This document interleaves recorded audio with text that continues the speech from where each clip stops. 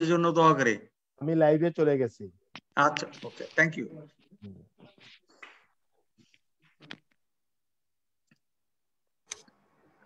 লাইভটা শেয়ার করবেন, নবীন নওয়াজ ভাই, হাবিব ভাই, সবাই একটু লাইভটা শেয়ার করবেন।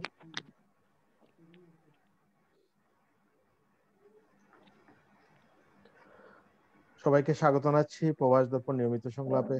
আপনারা জানেন সারা বিশ্বে কোভিড-19 মহামারীতে প্রায় 29,18,000 মানুষ মারা গেছেন। কোভিড-19 বাংলাদেশে আক্রান্ত মৃত্যু সংখ্যা দিন দিন বেড়েই চলছে। এদিকে বাংলাদেশে শুরু হয়েছে লকডাউন। কিছু ব্যবসায়ী, শ্রমজীবী মানুষ অনেকেই লকডাউন মেনে নিতে পারছেন না। কোভিড-19 কারণে সারা বিশ্ব জুড়ে বেকার হয়ে পড়ছেন অনেক মানুষ। সবচেয়ে বেশি বেকার হয়েছেন বাংলাদেশে, মানে বিশেষ করে বাংলাদেশে বেকার সংখ্যা দিন দিন বেড়েই যাচ্ছে। এছাড়া দ্রব্যমূল্য ঊর্ধ্বগতি, মানুষের হতাশা বিরাজ করছে। আজকে আমাদের অতিথি প্যানেলে থাকার কথা ছিল মাননীয় সংসদ সদস্য আওয়ামী লীগ নেতা মঞ্জুর কুপাল এমপি, কিন্তু উনি থাকতে পারছেন না। আমাদের সাথে আছেন সাবেক ছাত্রনেতা, বিএনপি চেয়ারপারসন উপদেষ্টা হাবিবুর রহমান হাবিব। আমাদের সাথে আছেন সাবেক সাংসদ, যুবলীগের প্রেসিডিয়াম সদস্য অধ্যক্ষ নবীন নওয়াজ। আমাদের সাথে আছেন যুক্তরাজ্য তেল গ্যাস খনিজ বন্দরকা দায়িত্ব কমিটি আহ্বায়ক ডাক্তার মুখলিসুর রহমান মুকুল। আমাদের সাথে আছেন প্রবাসী চট্টগ্রাম পূর্বতন শাহরি হাসান। আমরা প্রতিদিন কোভিড-19 আপডেট দিয়ে আমাদের অনুষ্ঠান শুরু করি। আজকে কোভিড-19 আপডেট জানতে আমরা যাবো শাহরি হাসানের কাছে।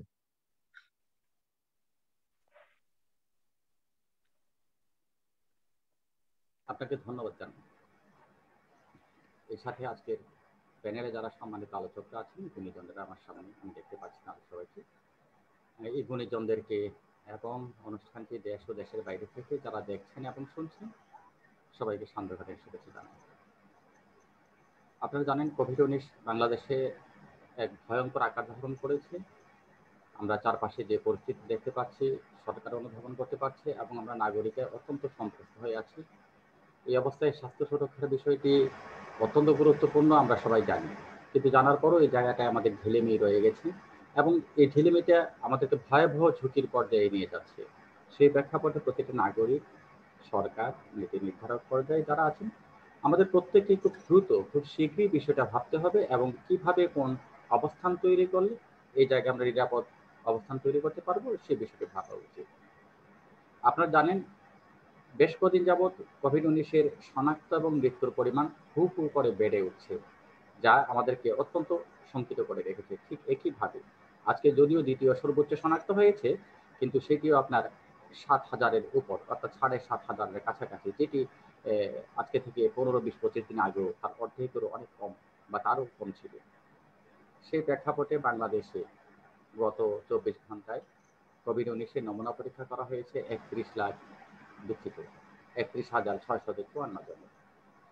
এতে কোভিড-19 শনাক্ত হয়েছে 7,465 জনের শরীরে।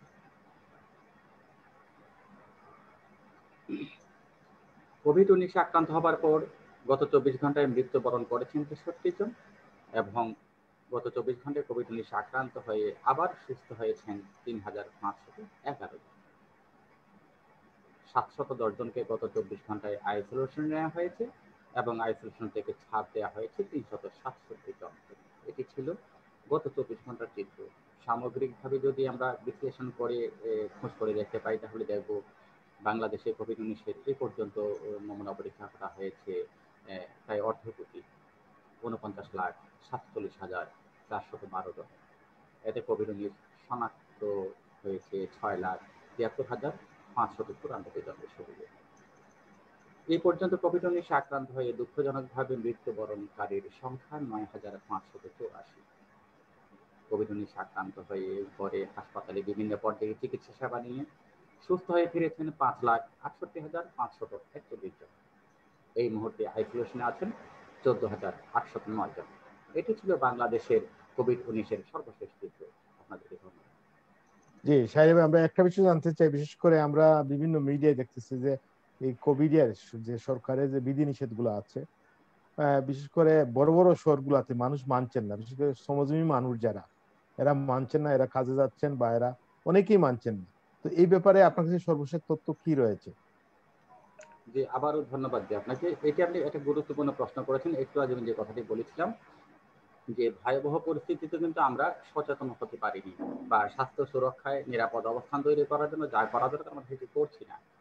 সরকার তার জায়গা থেকে যেটুকু নির্দেশনা দিয়েছে বা ব্যবস্থা গ্রহণ করেছে সেই জায়গায়ও দেখা গেছে পরবর্তী ক্ষেত্রে সরকারকে নড়ে আসতে হয়েছে। যেমনটি আমি যদি বলি, আপনার হঠাৎ করে আপনার লকডাউনের দ্বিতীয় দিন তৃতীয় দিনের মধ্যে আপনার সিটি শহরে গাড়িগুলো চলার অনুমতি দিয়েছে। তারপর দেখা গেল আপনার শপিং মল স্বাস্থ্যবিধি মেনে সকাল থেকে সন্ধ্যার আগে পর্যন্ত খোলা রাখার অনুমতি দিয়েছে। আমরা একজন গণমাধ্যম কর্মী হিসাবে বিশ্লেষণ করে যেটুকু বুঝতে পারি, সেটি যে সরকার স্বপ্রণোদিত হয়ে পড়েছে তা নয়। বিভিন্ন একটি আপনার জনসাধারণের বা কোনো একটা অংশের চাপের মুখে সরকার এক ধরনের বিষয়টা এইভাবে এগিয়ে যেতে বাধ্য হয়েছে বলে আমাদের মনে হয়। পাশাপাশি আমরা এটাও শুনেছি আগামী 14 তারিখ থেকে আপনার খুব কড়াকড়িভাবে লকডাউনের একটা পদক্ষেপ সরকার নিচ্ছে। এখানে খুব ভালো কথা, এটি আমরা স্বাগত জানাই। কিন্তু প্রশ্নটা হচ্ছে আপনার, এই আমি যেটা আপনার বরাবরই বলে থাকি যে আমাদের এখন প্রধান কাজ কোনটি সেটি আমাদেরকে বিবেচনা করতে হবে। যদি আমাদেরকে ব্যাংকে থাকার জন্য লকডাউনটাই একমাত্র উপায় হয়, তাহলে আমাদেরকে সেদিকে যেতে হবে, অন্যদিকের ক্ষতিগুলো মেনে নিয়েও। সেদিকে যেতে হলে আমাদেরকে লকডাউনটা পুরোপুরিভাবে আপনার প্রচলন করতে হবে। সেটি যত দেরি হবে, দেরি করা মানে প্রতিটা মুহূর্তে এখানে আমাদের জন্য শঙ্কার কারণ। প্রতিটা মুহূর্তে কিন্তু বিপদ তৈরি করছে। যত দেরিতে আমরা বিষয়গুলো করবো ততই আমাদের জন্য ক্ষতিকর হয়ে যাবে। আরেকটি বিষয় হচ্ছে আপনার জনসাধারণের যে বিষয়টা হচ্ছে, এখানে দুটো দিক আছে। একটা হচ্ছে কি জীবিকার বিষয় আছে। আমাদের দেশ তো জানেনই, আমাদের দেশে মানুষদের বেশিরভাগ অংশই আপনার দরিদ্র, যারা দিন এনে দিন খায়, অথবা নিম্ন মধ্যবিত্ত এই পর্যায়ে। তাদের কিন্তু উপার্জনটা আমরা জানি কিরকম। সেই ক্ষেত্রে যখন ছোটখাটো ব্যবসা বাণিজ্য চাকরি বাকরি যখন বন্ধ হয়ে যায়, প্রাইভেট ফার্ম যেগুলো আছে ওরা কিন্তু অনেক সময় বেতনও দিতে চায় না আপনার অফিসে হাজির না হলে। তো সেই ক্ষেত্রে তাদের জীবন ধারণের যে বিষয়টা, অন্ন বস্ত্র খাবার ঔষধ এইগুলোর যে বিষয় আছে, তারা চিন্তিত হয়ে পড়েন। তারা চিন্তা করেন যে লকডাউনে আমি কাজ না করতে পারলে খাবো কোথেকে।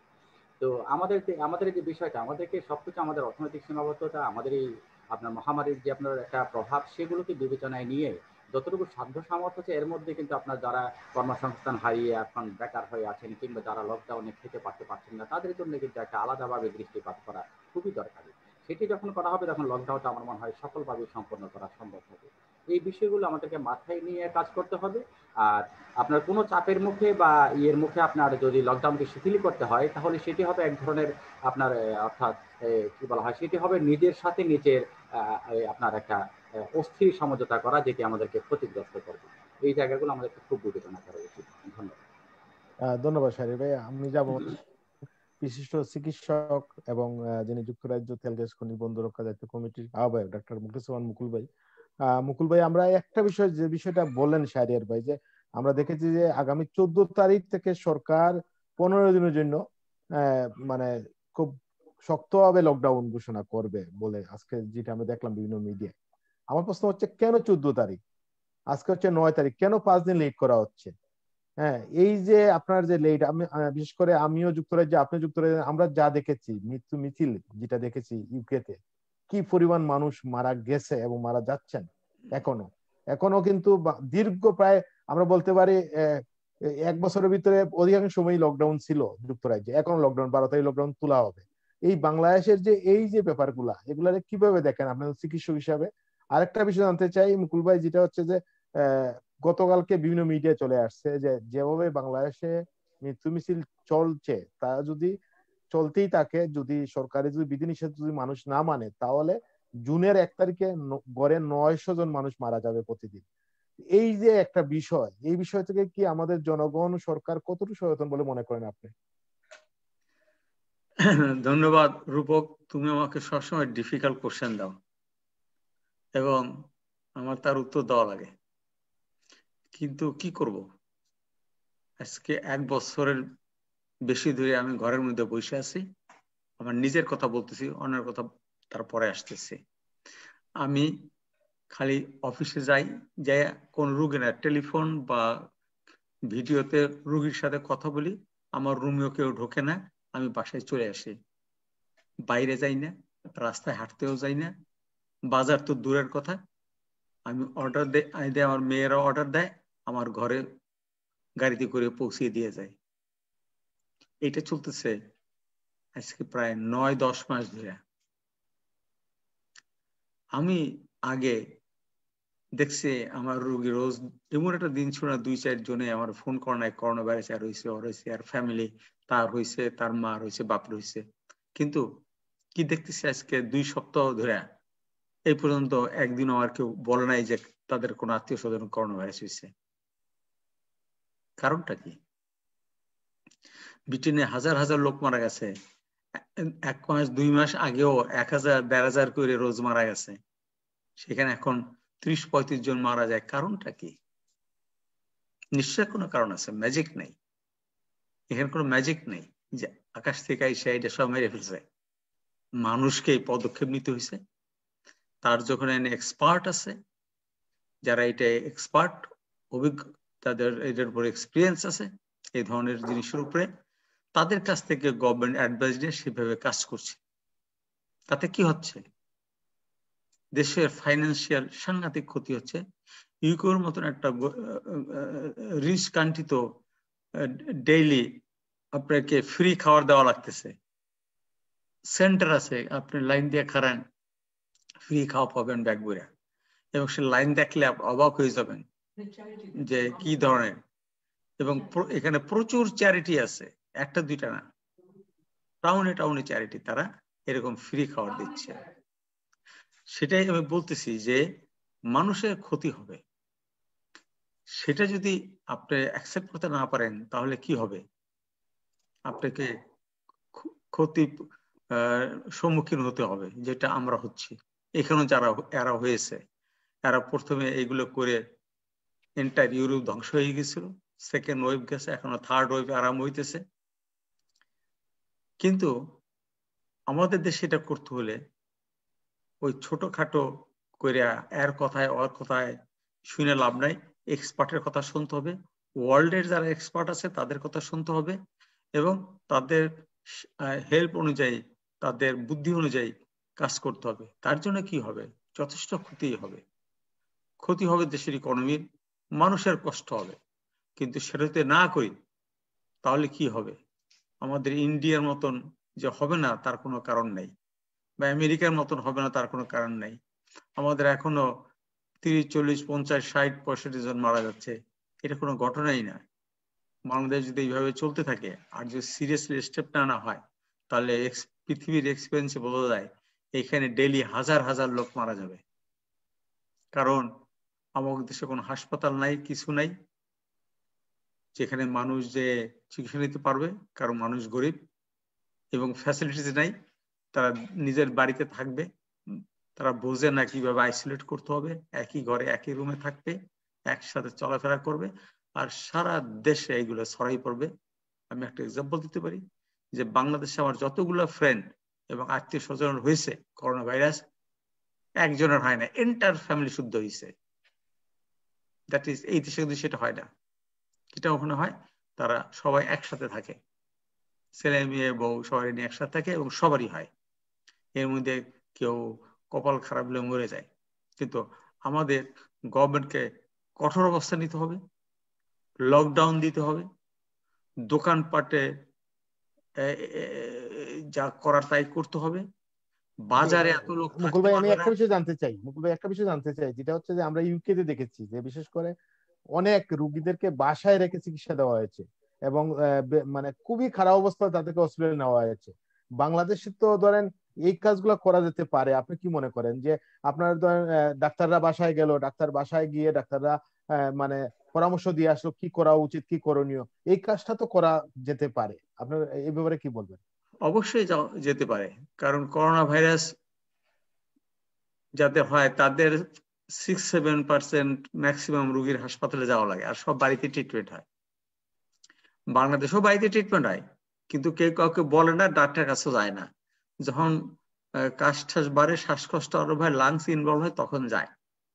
কিন্তু অক্সিজেন স্যাচুরেশন যদি 94 এর নিচে না যায়, তাহলে হাসপাতালে ভর্তি হতে লাভ নাই, বাসায় চিকিৎসা হতে পারে। কিন্তু কথাটা হলো আমাদের ওখানে কি ফ্যাসিলিটিস আছে? বাংলাদেশে বললে এগুলা কিছুই নাই। এখন ওখানে সব প্রাইভেট, ইউরোপের, আমাদের ইংল্যান্ডের মতো না যে গভর্নমেন্ট সবকিছু, বা ডাক্তারের কাজ হলো খোঁজ নেওয়া। ওখানে ডাক্তার কাছে যাবেন, পয়সা দিবেন, সেটা ট্রিটমেন্ট করবে। কাজে ওখানে ভীষণ অসম্ভব ব্যাপার, unless sub step is taken, এবং সেটা গভর্নমেন্টের নজরদারিতে। সেই নজরদারি না হলেও পরে এটা হবে না। কারণ এই যে রুগীগুলোর কোনো ডাক্তার দেখবে, কে দেখবে? সেগুলো ঠিক করা লাগবে। এবং প্যারামেডিক যারা আছে সেগুলো কোথা থেকে আসবে সেগুলো লাগবে। এখানে যেমন আমরা ঘরের মধ্যে অক্সিমিটার দিয়ে দেয় রুগীরে, বাড়িতে বাড়িতে তুমি নিয়ে রাখো, আবার যখন শেষ হয়ে যাবে ভালো হয়ে যাবে ফেরত দেবা। ব্লাড প্রেশার, আমার স্যার যদি প্রায় 100 মতন ব্লাড প্রেশার মেশিন সাপ্লাই দিয়েছে সেদিন রুগীরে ফ্রি দেওয়ার জন্য, কারণ তাদের হাই ব্লাড প্রেশার আছে, তারা আসতে পারতেছে চিকিৎসা করার জন্য, তাদের দেওয়া হয় এবং বলা হয় তোমার এইভাবে এইভাবে করবা, তাদের শেখানো হয় এবং বলা হয় যখন করোনা চলে যাবে তুমি আবার এগুলো ফেরত দিয়ে যাবা। এগুলাতে পয়সা ছাড়া এগুলো করতে পারে। আমার দেশে এগুলো একটা মানে মনে হবে যে স্বপ্ন। কাজেই রূপক তুমি যে কথা বলছো যে এটা সম্ভব বাংলাদেশে, কিন্তু সেরকম একটা সিস্টেম তৈরি করতে হবে, যেমন গ্রামের মধ্যে বা থানা লেভেলে যে ডাক্তার গুলো আছে গভর্নমেন্টের বা সরকারি ডাক্তার আছে তাদের সাথে একটা সামঞ্জস্য করে এগুলো ইজিলি করা যায়। এবং রুগীকে বলতে হবে যে তুমি এই করো, অক্সিমিটার বাংলাদেশে প্রচুর আছে, ওই অক্সিমিটার দিলেই তো হয়, বললে হবে 90 নিচে আসলেই আমাকে কন্ট্যাক্ট করবো, আমরা তোমার চিকিৎসার ব্যবস্থা করব, কিংবা অ্যাটলিস্ট বাসায় দেখাশোনার ব্যবস্থা করবে, একটা সোশ্যাল লাগবে, কিংবা দেখা গেলো একদিন বা 2 দিন পর পর বা রোজ তাদের টেলিফোনে কন্ট্যাক্ট নিবে কিরকম আছে না আছে। এতে হাসপাতালে অ্যাডমিশন প্রচুর কমে যায়। এবং তুমি অবশ্য জানো যে ঢাকার বহু হাসপাতাল আছে তারা এইভাবে করতেছে, রোগীর লিস্ট করতেছে, তাদের বাড়িতে পাঠাই দিচ্ছে এবং হয় তাদের ফোন করে রেগুলার, আর না হলে রোগী তাদের ফোন করে। এটা কিন্তু অলরেডি আরম্ভ হয়ে গেছে ঢাকায়। মুকুল ভাই, আরেকটা বিষয় আমি জানতে চাই, বিশেষ করে আমাদের একটা ব্যাপার গতকালকে আমরা কথা বলেছি এই বিষয় নিয়ে, যে বাংলাদেশের স্বাস্থ্য ব্যবস্থা বিশেষ করে চিকিৎসা ব্যবস্থা নিয়ে মানুষ হতাশ। অনেক মানুষ আমাদের বাংলাদেশে অনেক ডাক্তারকে সেইভাবে মানে মানে আস্থার জায়গাটা নেয়। অনেকে মনে করে ইন্ডিয়া বা যারা টাকা আছে সিঙ্গাপুর বা মালয়েশিয়া বা অন্যান্য দেশে চলে যাবে, ওই জায়গায় চিকিৎসা ভালো হয়। আমি গতকালকে এই কথাটা বলছি, হ্যাঁ, যে আমাদের দেশে ডাক্তাররা যারা, যেমন আপনি 3 দশকের উপরে প্রায় প্রায় 3 যুগ যাবত আপনি ইউকে এর আপনার চিকিৎসা আছে, আমাদের দেশের ডাক্তাররা, আমি 4.5 যুগ ধরে, যে 45 ইয়ার্স। আমাদের দেশের ডাক্তাররা আমেরিকা যুক্তরাজ্য ধরে ইউরোপ ধরে সারা বিশ্বে আমাদের দেশের ডাক্তাররা যারা ঢাকা মেডিকেল কলেজের বিভিন্ন মেডিকেল ফাঁস করে চিকিৎসা দিচ্ছেন এবং ওনাদের সুনাম ছড়িয়ে পড়েছে। তাহলে কেন আমাদের দেশে এই চিকিৎসা ব্যবস্থা এত গাফলতি? আজকে দেখেন, আপনার যখন এই কোভিড শুরু হয় তখন আমরা বসুন্ধরা গ্রুপ ধরে অনেক গ্রুপ ঘোষণা দিচ্ছিল যে ফিল্ড হসপিটাল করবে, কিন্তু এখন কিন্তু কোনো সারা শব্দ নেই। এখন যে সময়টা সবচেয়ে দরকারি, যে ফিল্ড হসপিটাল বলেন বা মানুষকে সহযোগিতা করা দরকার বলেন, কিন্তু এখন সেই জিনিসটা আমরা দেখতে পাচ্ছি না। কি বলবেন আপনি? এই ঘটনাটা হলো যে এখানের হেলথ সার্ভিসটা হলো এনএসএস, ন্যাশনাল হেলথ সার্ভিসের, তার মানে গভর্নমেন্ট পুরোটা দেখাশোনা করে। ডাক্তাররা গভর্নমেন্টের চাকরি করে, তারা হাসপাতালে যারা থাকে হাসপাতাল ট্রিটমেন্ট করে, যারা কমিউনিটি থাকে, যারা জিপির মতন, আমাদের দেশে যারা জিপি বলতে বোঝায় সেরকম যারা আছে, ওরকম গ্রুপ করে করে তারা প্র্যাকটিস করে, গভর্নমেন্ট তাদের বেতন দেয়, ওষুধ তারা প্রেসক্রাইব করে, কেমিস্টের কাছে যায়, ফার্মেসির কাছে যায়, বিনা পয়সায় ওষুধ আনে, কিংবা যাদের ইনকাম বেশি তারা স্বল্প মূল্যে আনে। ট্রিটমেন্ট কিন্তু সবার জন্য এক, গরিব এবং বড়। আমাদের দেশে এই সিস্টেমটা, কাঠামোটাই নাই। আমাদের দেশে হলো যে প্রাইভেট, তোমার পয়সা থাকলে ট্রিটমেন্ট পাওয়া, না থাকলে ট্রিটমেন্ট নাই, এবং তোমার যাইয়া ট্রিটমেন্ট করা লাগবে। এবং আমাদের দেশে ধরো যে অবস্থা, তারা মেজরিটি কি মোর দ্যান 90% লোক প্রপার চিকিৎসা করতে পারবে না প্রপার ওয়েতে। 1 নম্বর। 2 নম্বর হলো যে অবকাঠামো, সে অবকাঠামোর বিরাট অভাব। আমাদের দেশে যে জিনিসের দরকার একটা রোগীকে দেখতে গেলে, কমপ্লিকেট রোগী দেখতে, তার চিকিৎসা করতে যা লাগবে, তার ইনভেস্টিগেশন করতে যে টুলস লাগবে, তার যে এক্সপার্ট লাগবে, ধরুন বাংলাদেশে যদি আইসিইউ করে, ইন্টেনসিভ কেয়ার ইউনিটে অ্যানাস্থেটিস্ট লাগালে মিনিমাম 2-3টা অ্যানাস্থেটিস্ট লাগবে। তো সারা বাংলাদেশে যদি ধরেন অ্যানাস্থেটিস্ট কয়জন আছে, আমার তো মনে হয় যে 2-4-500 বেশি নাই। তারা কি করবে? তারা মেডিকেল স্কুল চালাবে, না সদর হাসপাতাল চালাবে, না ওই এইসব দূরে দূরে যাইয়া এইগুলো চালাবে? এগুলো সম্ভব না। মুকুল ভাই, আপনার মাথাটা কেটে যাচ্ছে একটু। জি, সরি, আমি যাচ্ছি। না না, ঠিক আছে, এখন ঠিক আছে। না, সেটাই বলতেছি যে আমাদের এই জন্য আমাদের প্রবলেম করেছে, প্ল্যানিং নাই, বললে প্ল্যানিং নাই, কিন্তু আমাদের একটা স্ট্রাকচার আছে, বেসিক স্ট্রাকচার আছে আমাদের দেশে, দ্যাট ইজ নো ডাউট। ধরুন প্যারামেডিক্স যেটাকে বলবেন, হেলথ সার্ভিসের লোক আছে, গ্রামে গ্রামে বাড়িতে যে মানুষের খোঁজ নেওয়া, ইনজেকশন দেওয়া, এটা করা, এগুলো কিন্তু আছে, এই সেট আপটা আছে বহুদিন থেকে। কিন্তু আমাদের এগুলা যদি প্রত্যেকটা লোকরে দিতে চাই তাহলে যে কস্টিং আসবে সেটা বিরাট ব্যাপার। এবং আরেকটা জিনিস হলো যে আমাদের হেলথ সার্ভিস ডিপার্টমেন্টকে চেঞ্জ করতে হবে, এই চোরগুলারে বাদ দিতে হবে। এই যে আমরা ওষুধপত্র, জিনিসপত্র, যন্ত্রপাতি কিনি, এইগুলার একটা ডিফারেন্ট সিস্টেম আসা লাগবে। কন্ট্রাক্ট আইডি করলেন, আপনার চেনাশোনা 5 জনের বেশি কেউ কন্ট্রাক্ট সাবমিট করতে পারবেন না, আর দাবর দেয়া ভয় দেখাই দিলেন আর তারা সাবমিট করলো না। তাই তো হচ্ছে আমাদের দেশে। আপনার কন্ট্রাক্ট হচ্ছে, টেন্ডার দিতেছে কারা? ওই অফিসারের চেনাশোনা লোক, মিনিস্টারের বা তাদের যারা অফিসে তাদের লোকজন, আর গুলারে কাছে যাই দেয় না। কাজেই এই সব বন্ধ করতে হবে এবং কেনার একটা সিস্টেম করা লাগবে যেটা সারা পৃথিবীতে চলতেছে ওইভাবে। তাহলে হয় কি আমাদের কস্টিং কমে যাবে এবং একটা সাজাইয়ে একটা হেলথ সার্ভিস করা উচিত। কারণ দেশটা প্রত্যেকটা মানুষের।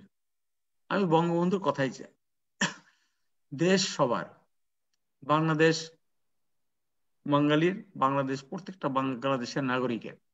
তাদের কি অধিকার দিয়েছে, সে অধিকারের মধ্যে একটা হলো স্বাস্থ্য, হেলথের। সেটা কিন্তু আমরা একেবারেই দেখতেছি না, কারণ কি এখানে প্রফিট নাই। আরেকটা জিনিস আপনাকে বুঝতে হবে, বঙ্গবন্ধুর যে বাংলাদেশ, সেই বাংলাদেশ থেকে আমরা কিন্তু অনেক পিছিয়ে গেছি। আবার কেউ বলবো আমরা আগাইয়ে গেছি। জি মুকুল ভাই, আমরা যে আবার আসবো আপনার কাছে, আমরা এই আমি বিষয়গুলো এক মিনিট একটু কথা বলে শেষ করি। জি এক মিনিট আগে আমি বলবো পিছিয়ে গেছি চিন্তা ভাবনায়। আমরা হয়ে গেছি পুরো ক্যাপিটালিস্ট। বঙ্গবন্ধু যেটা মনে করতো সেটা না, এখন ক্যাপিটালিস্ট, পুরো আমেরিকান সিস্টেম। দেশে যারা বড় লোক তারা আরো বড় হবে, যারা গরিব তারা খরাতি হবে।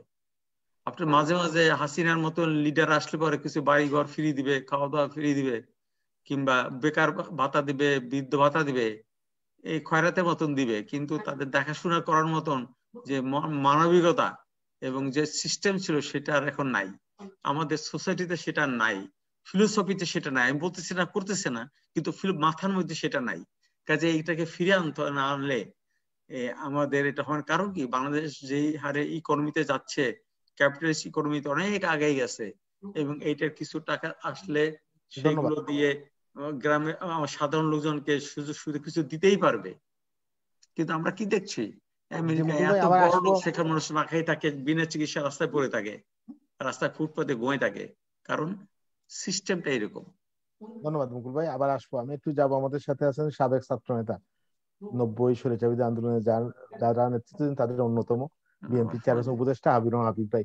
হাবিব ভাই, আমরা বিশেষ করে মুকুল ভাই যে কথাগুলো বললেন, আমরা বাংলাদেশ নিয়ে আসলে খুবই চিন্তিত। বাংলাদেশে কি হতে যাচ্ছে, বাংলাদেশের কোভিড এর তো আক্রান্ত সংখ্যা বাড়ছে, একই সাথে বাংলাদেশে আপনার আরেকটা ভাইরাস দেখা যাচ্ছে এই যাবৎকালে, যে ভাইরাসটা অনেকে হেফাজত ভাইরাস বলতেছেন। এটা নিয়ে দেখছেন মিডিয়া যেভাবে, কোভিড নিয়ে এত লেখালেখি হচ্ছে না, এত মিডিয়া নিউজ হচ্ছে না, কিন্তু এই যে হেফাজত নিয়ে যা হচ্ছে, একজন ব্যক্তিকে নিয়ে যা হচ্ছে, এতে কি মনে করেন? আপনি একজন দীর্ঘ রাজনীতি করছেন, এবং আজকে বাংলাদেশের যে অবস্থা কোভিড এর, মানুষ সচেতন না, মানুষ রাস্তায় বেরোচ্ছে, আবার মিছিলও করেছে ব্যবসায়ীরা, এবং এই যে খেটে খাওয়া মানুষের কি অবস্থা হবে যদি, যে কটা বলছে 14 তারিখে লকডাউন শুরু হয়, তাহলে খেটে খাওয়া মানুষ, যারা গরিব অসহায় মানুষ, দিন মজুর, দিন আনে দিন খায়, তাদের অবস্থা কি হবে? কি বলবেন হাবিব ভাই? হ্যাঁ, প্রবাস দর্পণ যারা দেখছেন তাদেরকে আমার সশ্রদ্ধ সালাম, শুভেচ্ছা। বিজ্ঞ আলোচক বৃন্দকে আমার সুন্দর আলোচনা করার জন্য আমার ব্যক্তিগত পক্ষ থেকে অভিনন্দন। বিশেষ করে সারের হাসান এবং ডাক্তার কাজী মিঠুর রহমান সুন্দরভাবে কথাগুলো উপস্থাপন করেছেন। আসলে কি বলবো, প্রতিদিনই বাংলাদেশের মিডিয়াতে কথা বলতে হয়, বিভিন্ন চ্যানেলে। আজকে ছিল, আমি আজকে আমার এলাকার সাবেক এমপি মারা গেছেন, আব্দুল বারী স্যার, আমার এলাকাতে। আজকে যে কথাটি একটু আগে আলোচনা শুনলাম, খুব সুন্দরভাবে উপস্থাপন করেছে। আমাদের দেশে তো টোটালি উনি আসলে বাস্তব কথাগুলি তুলে ধরেছেন। আসলে বিদেশে থাকলেও উনি বাংলাদেশের নজর রাখেন বলে কথাগুলি বলতে পারে। বাস্তবতা হলো, যেদিন বাংলাদেশে করোনার সবচেয়ে বেশি মৃত্যুর ঘটনা ঘটে, সেদিন সরকার সিদ্ধান্ত দিল সমস্ত শপিং মল এবং দোকানপাট খুলে দেওয়া। বোঝেন, যেদিন সর্বোচ্চ মৃত্যু দেখলো বাংলাদেশ, সেদিন এই সিদ্ধান্ত কিভাবে দেয়? এখন তারা বলছে যে আগামী 14 তারিখ থেকে কঠিন লকডাউন। কি লকডাউন দিবে? আর কি লকডাউন দিয়েছিল 7 দিনে? 7 দিনে তো এমন কোন লকডাউন দেয়নি। 7 দিন যদি লকডাউন দিল, সেদিন রাশেদ খান মেনন, সাবেক মন্ত্রী, বর্তমান এমপি, ডাকসু, সাবেক জিএস, প্রবীণ রাজনীতিবিদ, তার সাথে আমার একটা টু দা পয়েন্ট চ্যানেল আয়, টু দা পয়েন্ট একটা ফোরাম। তো মেনন ভাই তার মতো করে বললেন। আমাকে যখন বলা হলো লকডাউন না গোডাউন না কি এক শব্দ ব্যবহার করলো, তা আমি বললাম এটা লকডাউন না গোডাউন না শোডাউন না, এটা হলো শূন্যতে খাতনা। যেমন ছোটবেলা যখন আমাকে শূন্যতে খাতনা দেওয়া হয়েছিল, আমাকে ঘরের ভেতরে রেখেছিল, কিন্তু বাড়ির লোকজন কলা পাতা কাটা, তখন তো প্লেট এগুলো ব্যবস্থা ছিল না। তারপর তখন ধান ভাঙানোর মিল ছিল না, তখন ঢেঁকিতে ধান ভাঙতে হতো, ধান সিদ্ধ করতে হতো, চাল বানাতে হতো। বাড়ির লোকজন ব্যস্ত থাকতো, 7 দিনের দিন একটা অনুষ্ঠান ছিল। ঠিক সরকার ওরকম একটা আনন্দ একটা অবস্থা সৃষ্টি করছে শুধুমাত্র গরিব মানুষ দ্বারা। যারা গরিব মানুষ তাদেরকে ঘরের ভিতর ঢুকিয়ে রেখে আর সবকিছু চলছে। একে লকডাউন বলে? আপনার বঙ্গবন্ধু গেম চলছে, কি তামাশা! আপনার বই মেলা খোলা, আপনার মিল কারখানা খোলা, সমস্ত অফিস খোলা, ব্যাংক খোলা, তারপরে প্রাইভেট পরিবহন খোলা, শুধু বাস বন্ধ করে রাখলে এটাকে লকডাউন বলে? তারপরেও গত 2-3 দিন আন্দোলন করার পরে এখন প্রত্যেকটা সিটি কর্পোরেশনের মধ্যে বাস চলতেছে, আন্তঃজেলা বাসটা শুধু বন্ধ রেখেছে। আমি আজকে ঢাকা থেকে আসলাম ঈশ্বরদী, আসার পরে দেখলাম ট্রাক চলছে, অন্যান্য পরিবহন চলছে, কিন্তু বাসটি নেই।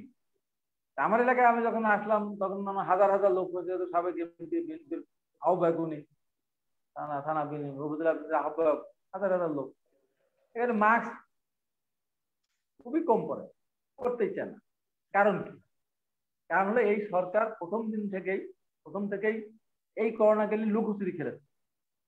প্রথম দিকে আমার মনে আছে বলেছিল যে আমরা করোনাতে শক্তিশালী, সাধারণ সম্পাদক বলেছিল ক্ষমতাসীন দলে। তারপরে মারা যেতে যাতে 3 জন বলতো 1 জন, যদি টেস্ট করাই না। এখন বাংলাদেশ এখন বলেন না 16 কোটির উপরে মানুষ, সেখানে টেস্ট হয় 33, 32, 30, 20,000, মাঝখানে 10-15,000। 239টা নাকি ল্যাব প্রতিষ্ঠা করেছে করোনা টেস্ট করবেন। করোনা টেস্ট কত কঠিন! কাজী মুক্তিজুর রহমান যে কথাটা বলে আসলে আমি অভিভূত হয়েছি।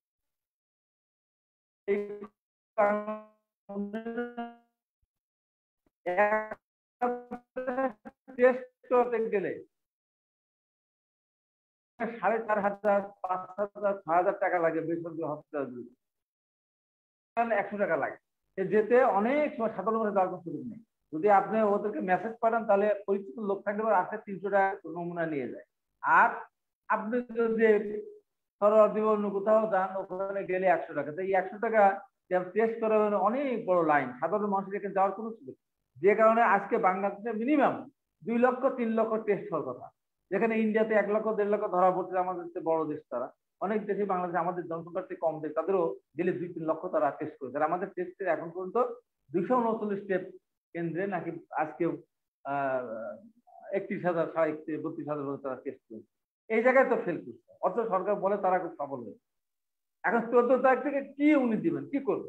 এখন তো সবই খোলা। জনগণ মিছিল করলো, দোকানদাররা মিছিল করলো, শপিং মল মিছিল করলো, আপনার শেয়ারের যারা মোটরসাইকেল যারা এটা আমাদের বাংলাদেশে পাঠাও বলে, তারা মিছিল করলো। এখন সরকার সব বিষয়ে দিচ্ছে। কি কঠিন একটা বিষয় জানতে চাই আমি ভাই, আরেকটা জিনিস জানতে চাই।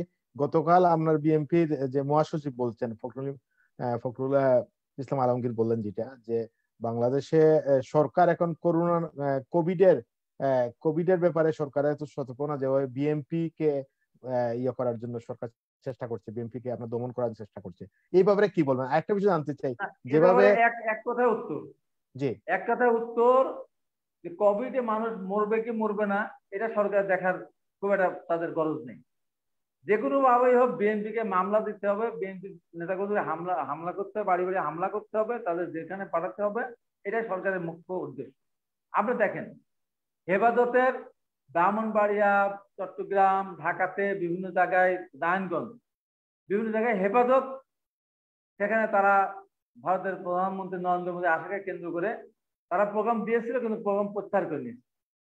হেফাজত প্রত্যাহার করে নিয়েছিল, সাধারণ ছাত্র অধিকার পরিষদ রাষ্ট্র ভিপি নূর তারা প্রত্যাহার করে নিয়েছে। তারপর সাধারণ ছেলেরা মসজিদে নামলো, সাধারণ মুসল্লিরা বাইতুল মসজিদে নামাজ পড়তে গেল, হেফাজতের কোন নেতা আসেনি, তাদের প্রত্যাহার করে সরকারকে সমর্থন দিয়ে প্রত্যাহার করে। নূরও সরকারকে সমর্থন দিয়ে প্রত্যাহার করে নিল, হেফাজতের মৌলানা মামুনুল হক মানে ওনারা প্রত্যাহার করে নিল যে স্বাধীনতার সুবর্ণ জয়ন্তীতে বঙ্গবন্ধু শেখ মুজিবুর রহমান জাতির স্থপতি তার শতবর্ষকে পালন এবং স্বাধীনতার সুবর্ণ জয়ন্তীতে সুন্দরভাবে প্রতিফলিত হওয়ার আপনারা এদের সাহায্য সহায়তা করবেন। তারা তার মানে তারা সেখানে যায়নি, বাইতুল মুকাররমে যায়নি, কোনো হেফাজতের কোনো নেতা সেখানে মসজিদে নামাজ পড়তে যায়নি। আওয়ামী লীগ সেখানে, ছাত্রলীগ, আওয়ামী লীগ, যুবলীগ, স্বেচ্ছাসেবক লীগ তারা সিদ্ধান্ত নিলে সেখানে নামাজ পড়তে যাওয়ার, তারা সচরাচর বাইতুল মুকাররমে নামাজ পড়ার অধিকার সবারই আছে, কিন্তু তারা যারা যায় না তারাও শুধু নামাজ পড়তে গেল। কি হতো, নরেন্দ্র মোদী তো চলেই এসেছে, তারা ওখানে বাইতুল মুকাররম মসজিদ থেকে বের হয়ে ওখানে যদি বেশি পুলিশ ব্যারিকেড দিত ওখানে একটা সমাবেশ করে চলে যেত, নাহলে বাংলা মডেল পর্যন্ত যেত। নরেন্দ্র মোদী তখন চলে আসে, তারা কিন্তু নরেন্দ্র মোদী ঠেকাতে পারতো। সরকার যদি সেদিন বাইতুল মুকাররমে এই ঘটনা না ঘটাতো সরকারি সংগঠনের নেতৃবৃন্দকে দিয়ে, তাহলে কিন্তু হাটহাজারিতে এই মেসেজ যায় না যে 2-3 জনকে বাংলা যে আমাদের বাইতুল মুকাররমে মেরে ফেলেছে। এবং বাইতুল মুকাররমের ভিতরে এই সরকারি সংগঠনের বিভিন্ন পর্যায়ে নেতারা সেখানে ঢুকেছে, দেখেছে লাঠিতে হাতে তারা পিটাচ্ছে মনন। আবিব ভাই একটা বিষয় সত্যি জানতে চাই, আবিব ভাই আমাদের কোন কোন দর্শক বলছেন যে মামুনুল হককে নিয়ে যা হচ্ছে বাংলাদেশে, এটা সরকার কোভিড এর ব্যাপারটা অন্যদিকে, মানুষের জনগণের সেন্টিমেন্ট বা কোভিড এর ব্যাপারে অন্যদিকে দেওয়ার জন্য মামুনুল হককে নিয়ে সরকার বাড়াবাড়ি করছে, কি বলেন আপনি সংক্ষিপ্ত? এটাও দেখেন আপনি, আমার কথা হলো যে আপনার যদি সরকারি সংগঠন যদি বাইতুল মুকাররমে মুসল্লিদের উপর আক্রমণ না করতো, সাধারণ মুসল্লিদের উপরে, তাহলে হাটহাজারিতে মেসেজটা দিত না। হাটহাজারি যদি তারা ওখানে মিছিল করে বা অবরোধ করে 2-3 গুণ থেকে চলে যেত, তাহলে ব্রাউনবাড়িয়া ঘটনা ঘটেন না। ব্রাউনবাড়িয়া একজন মারা গেল, পরের দিন আবার ওখানকার এমপি মিছিল করে গিয়ে ওখানে পুরাতন এক মাদ্রাসার উপর আক্রমণ দিল, যে কারণে উত্তেজনা সৃষ্টি। তার মানে কি, সরকারের কারণেই কিন্তু ঘটনাগুলি ঘটল। শুধু বাইতুল মুকাররমে আওয়ামী লীগ যদি সিদ্ধান্ত দিয়ে নামাজ পড়তে না পারাতো, তাহলে বাংলাদেশে আজকে কোনো ঘটনা ঘটতো না। সরকার এটা উস্কালো, ঘটনা ঘটলো না, হাজার হাজার আসামি হলো, অনেক সম্পদ ক্ষতিগ্রস্ত হলো। সেখানে বিএনপি নেতা কর্মীদের নামে মামলা দিয়েছে, বিএনপি নেতা কর্মীরা তো সেদিন যায় নাই, পোড়াতেও যায় না, ধরতেও যায় না, মারতেও যায় না, মিছিল করতেও যায় না, বিএনপি কোনো সমর্থনও দেয়। পরে যখন মারা গেল তখন স্বাভাবিকভাবে নিরীহ মানুষকে বা মাদ্রাসা ছাত্রদেরকে যেন হত্যা করা হয়েছে পুলিশ গুলি করে, সেখানে বিএনপি তার জন্য প্রতিবাদ সমাবেশ করেছে। সেই প্রতিবাদ সমাবেশ আমাদের নওগাঁ এমন পিটালো, আমাদের অনেক লোক সেখানে আহত এবং ছাত্রের নামে 2-300 আসামি। আমার পাবনা, আমি ঢাকা ছিলাম, আমার পার্টির সদস্য সিদ্দিকুর রহমান সহ আমাদের নেতৃবৃন্দ ওখানে গেল, ঘেরাও করে রাখলো, মিছিল করতে দিল না, সমাবেশ করতে দিল না, সোমনাথ বিপ্লব অনেককে আহত করলো। এটা সারা বাংলাদেশে করলো হেফাজত প্রোগ্রাম, বিএনপির উপর আক্রমণ করে বিএনপির নামে মামলা দিল। এইবার আপনার ওই কথাটার উত্তর আমি দিতে চাই। আমি একটি প্রোগ্রাম করেছিলাম রাহেদ খান মেননের সঙ্গে হেফাজতের মামুনুল হককে নিয়ে। আমার ওটা আপনার আমার ফেসবুক আইডিতে ঢুকে দেখবেন, 7 লক্ষের উপরে এ পর্যন্ত ভিউজ হয়েছে এবং আপনার 58-60 হাজার মতো আপনার লাইক, তারপরে আপনার শেয়ারও 10-15 হাজার হয়ে গেছে। আমি বললাম যে হেফাজতের মামুনুল হক সাহেব ভুল করেছে, ওনার ওখানে স্ত্রী নিয়ে গেছে। আওয়ামী লীগের কি বাচ্চা, ছাত্রলীগের কি বাচ্চা হবে না? ছাত্রলীগ আওয়ামী লীগ ওখানে কেন যাবে? পুলিশ তো তাদের যাওয়ার কথা না। এখানে যদি মামুনুল হক সাহেব তার স্ত্রী, বৈধ স্ত্রী না হয়ে থাকে, একজন মহিলাকে নিয়ে গেছেন, বলেছেন ওনার বন্ধুর স্ত্রী, সেই বন্ধুর স্ত্রী ওনার বউয়ের সাথে কথা বলছে, বন্ধুর স্ত্রী তালাক প্রাপ্ত। এখন উনি বলছেন যে উনি আমার স্ত্রী, আমি 2 বছর আগে তাকে বিবাহ করি। এখন দ্বিতীয় তৃতীয় বিয়ে করলে অনেক সময় প্রথম স্ত্রীকে জানাই না। আমাদের ইসলামের শরীয়ত অনুসারে প্রথম বউ পারমিশন না দিলে বিয়ে করা যাবে না এমন নেই। উনি বিয়ে করার পর তাকে বুঝাতে পারে, ওনার প্রয়োজনে বিয়ে করতে পারে, কিন্তু আমাদের বাংলাদেশের আইনে আছে প্রথম স্ত্রীকে জিজ্ঞাসা করতে হবে। সেখানে উনি ইসলামিক শরীয়ত মোতাবেক উনি বিয়ে করেছেন এবং তাকে উনি নিয়ে গিয়েছেন। সেখানে গিয়ে যখন তার উপর চড়া হয়েছে ছাত্রলীগ যুবলীগের অন্যায়ভাবে, তখন ওনার স্ত্রীর নাম বলতে গিয়ে আপনার ঝর্ণার নাম আছে, তৈবা বলেছে, বা একটা কিছু একটা হয়েছে। এখানে গেল কেন? না গেলে যে ঘটনাটা ঘটে না ব্যক্তিগত। এবং ওই হোটেলের সোনারগাঁ, সেখানে বহু নরনারী সেখানে যায়, সেটা মামুনুল হক যায় তা না। মামুনুল হক গেছে তার বৈধ স্ত্রী নিয়ে, সেখানে সেইটাকে নিয়ে যে জায়গায় আওয়ামী লীগের লোকেরা, যুবলীগ, ছাত্রলীগ এবং পুলিশ পর্যন্ত সহায়তা করলো, যেভাবে তাকে নিয়ে অপমান অবস্থিত করলো, দায়ী ধরে টানাটানি করা হলো, তার সাথে এই যে খারাপ আচরণটা করা হলো, করানোর পর একটা ঘটনা থেকে একটা ঘটনা করে। যেমন বাইতুল মুকাররমে যদি আপনার না ঢোকে, তাহলে ওই হাটহাজারিতে হয় না, ব্রাহ্মণবাড়িতে হয় না, নারায়ণগঞ্জে এই ঘটনা ঘটে না। ঠিক তেমনি ভাবে মামুন হক ওখানে রেস্ট নিয়ে চলে আসতেন। ওখানে যদি ছাত্রলীগ বলি আমি যদি নিজস্ব অভিযোগ থেকে না যেত, মামুন হক ওখান থেকে হয়তো সন্ধ্যাবেলা চলে আসতেন, অথবা পরদিন চলে আসতেন। এখন কথা হলো, শেষ করি, এখন কথা হলো মামুনুল হক তার স্ত্রীকে নিয়ে গেছেন, বা উনি বলছেন যে অন্যরা বলতে ওনার বোন, উনি বলতে মানে ওনার ওয়াইফ তো বলছে যে উনি আমার স্বামী, এবং ওনার পরিবারের পক্ষ থেকে আপত্তি করে নাই, মামুনুল হকের পরিবারের পক্ষ থেকে আপত্তি করে নাই, মামুনুল হকের আপত্তি করে নাই, মহিলা শেষ করে মহিলা আপত্তি করে নাই। তাহলে এই ঘটনাকে নিয়ে, এই ঘটনা নিয়ে আওয়ামী লীগের তাল বাঁধতে না যেত, তাহলে এই ঘটনা ঘটে না। এখন করোনার দিকে খেয়াল নেই, এখন মামুনুল হককে নিয়ে এখন মানে দৃষ্টি অন্যদিকে ফিরাতে। আর আপনাকে আমি একটু রিকোয়েস্ট করব, আমার এরপরে আমাদের বিএনপির মহাসচিব প্রধান অতিথি এবং এটা বেগম খালেদা মুক্তি পরিষদ কর্তৃক অনুষ্ঠানকে আমাদের যুবনেতা অনেকে থাকবেন নেতৃত্ব। আমাকে সেখানে ওনার অনুষ্ঠান শুরু হয়ে গেছে, হয়তো 10টার পরে আমাকে অ্যাটেন্ড করতে হবে। তাই আমি আপনাকে এখানে বলে এরপরে যদি আমাকে দেন 10টার মধ্যে যদি আমাকে কিছু কথা বলতে দেন আমি বলবো, না হলে বিজ্ঞ যে দুই আলোচক, বিশেষ করে আমাদের ডাক্তার মুক্তিজুর ভাই সুন্দরভাবে যে কথাগুলো বলেছেন, ওনার কথা, উনি যে সাজেশন গুলো দিচ্ছেন, ওই কথাগুলি যদি শুনে দেশের মানুষ উপকার হবে। আপনার অনুষ্ঠানটা দেখছেন, তাও উপকার হবে। সময়ের দিকে আপনি খেয়াল রাখবেন, ওনাকে একটু বেশি করে বলার সুযোগ দেন, তাহলে আমার মনে হয় অনেক ভালো হবে। ধন্যবাদ। আসবো, আমি একটু যাবো। আমাদের সাথে আছেন বাহরাইন থেকে বাংলাদেশ ওয়েলফেয়ার কমিউনিটির প্রতিষ্ঠাতা চেয়ারম্যান তাউদ্দিন সিকান্দার ভাই। তাউদ্দিন ভাই একটু আনমিউট করতে হবে। তাউদ্দিন ভাই, আমরা জানি গত কোভিডে প্রায় 3000 বাংলাদেশে আটকা পড়েছেন, তারা এখনো আসতে পারেনি, তাদের কান্না আমরা এখন দেখতে পাই। এই অনুষ্ঠানে শুরুতে অনেক বাহরাইনের প্রবাসী বলছেন যে আমরা কবে যাব বাহরাইন ফিরে, আর একই সাথে আবার সেই লকডাউন, আবার বিমান বন্ধ, আবার অনেক প্রবাসী বাংলাদেশে গেছেন, তাদের ভাগ্য কি হবে? আপনি একজন মিডিয়া ব্যক্তিত্ব, মানুষের জন্য কাজ করেন, তাউদ্দিন ভাই কি বলবেন? জি, ধন্যবাদ রূপক দা। সরি, আসলে আমি ড্রাইভ করতেছিলাম, এর জন্য হয়তো সঠিকভাবে আপনাদের কথা শুনছিলাম, কিন্তু আমি আসতে পারি নাই ক্যামেরার মধ্যে অনেক সময়। ধন্যবাদ যারা এখানে আজকের এই অনুষ্ঠানে যুক্ত হয়েছেন, আপনাকে সহ মাননীয় এমপি মহোদয় আছেন, অনেক সুন্দর সুন্দর বক্তব্য শুনলাম। আসলে প্রবাসী বাংলাদেশি যারা বাহরাইন থেকে ছুটিতে গিয়েছিলেন, প্রায় তাদের বছরের উপর হয়ে গেল, তাদের এখনো আসার কোনো আশ্বাস পাওয়া যায়নি। এদিকে মাননীয় রাষ্ট্রদূত চেষ্টা করেও মানে তাদের বিষয়টা সুরাহা করতে পারেননি এখন পর্যন্ত।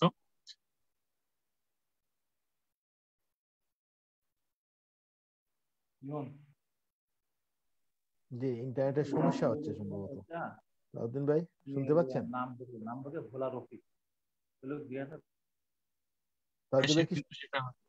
জি বলেন। শোনা যাচ্ছে? জি, এখন শোনা যাচ্ছে। অন্যান্য দেশের ক্ষেত্রে হয়তোবা এই জটিলতাটা ছিল না, কারণ আমাদের এখানে ভিসা বন্ধ থাকার কারণে আমাদের এইগুলো দেখা দেয় আর কি। আমাকে কি শোনা যাচ্ছে? কল আসার কারণে হয়তোবা। জি জি শোনা যাচ্ছে, জি বলেন। জটিলতার কারণে, ভিসা বন্ধ থাকার কারণে আমাদের আটকা পড়া প্রবাসীরা আসতে পারেননি। অন্যান্য দেশের লোক অনারেবল ভিসা বা তার মালিকের নতুন ভিসা করে নিয়ে আসছে।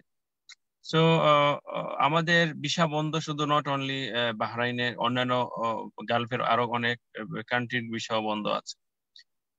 এই জায়গা থেকে আসলে ভিসা বন্ধের যে কারণগুলো আমরা অনেকবার উল্লেখ করেছি, আমাদের ডিপ্লোমেসিরও সমস্যা আছে, সেই কারণে আমাদের সাধারণ প্রবাসীদেরও সমস্যা আছে।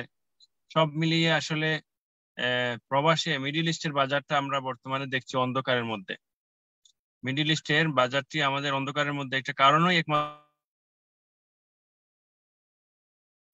বাংলাদেশি যারা এখানে প্রবাসী বাংলাদেশি আছেন, বাহরাইনে যারা আছেন বা মিডল ইস্টে যারা আছেন, তাদেরকে আরো সচেতন হতে হবে, দেশের প্রতি তাদের ভালোবাসা থাকতে হবে, অপকর্ম থেকে দূরে থাকতে হবে।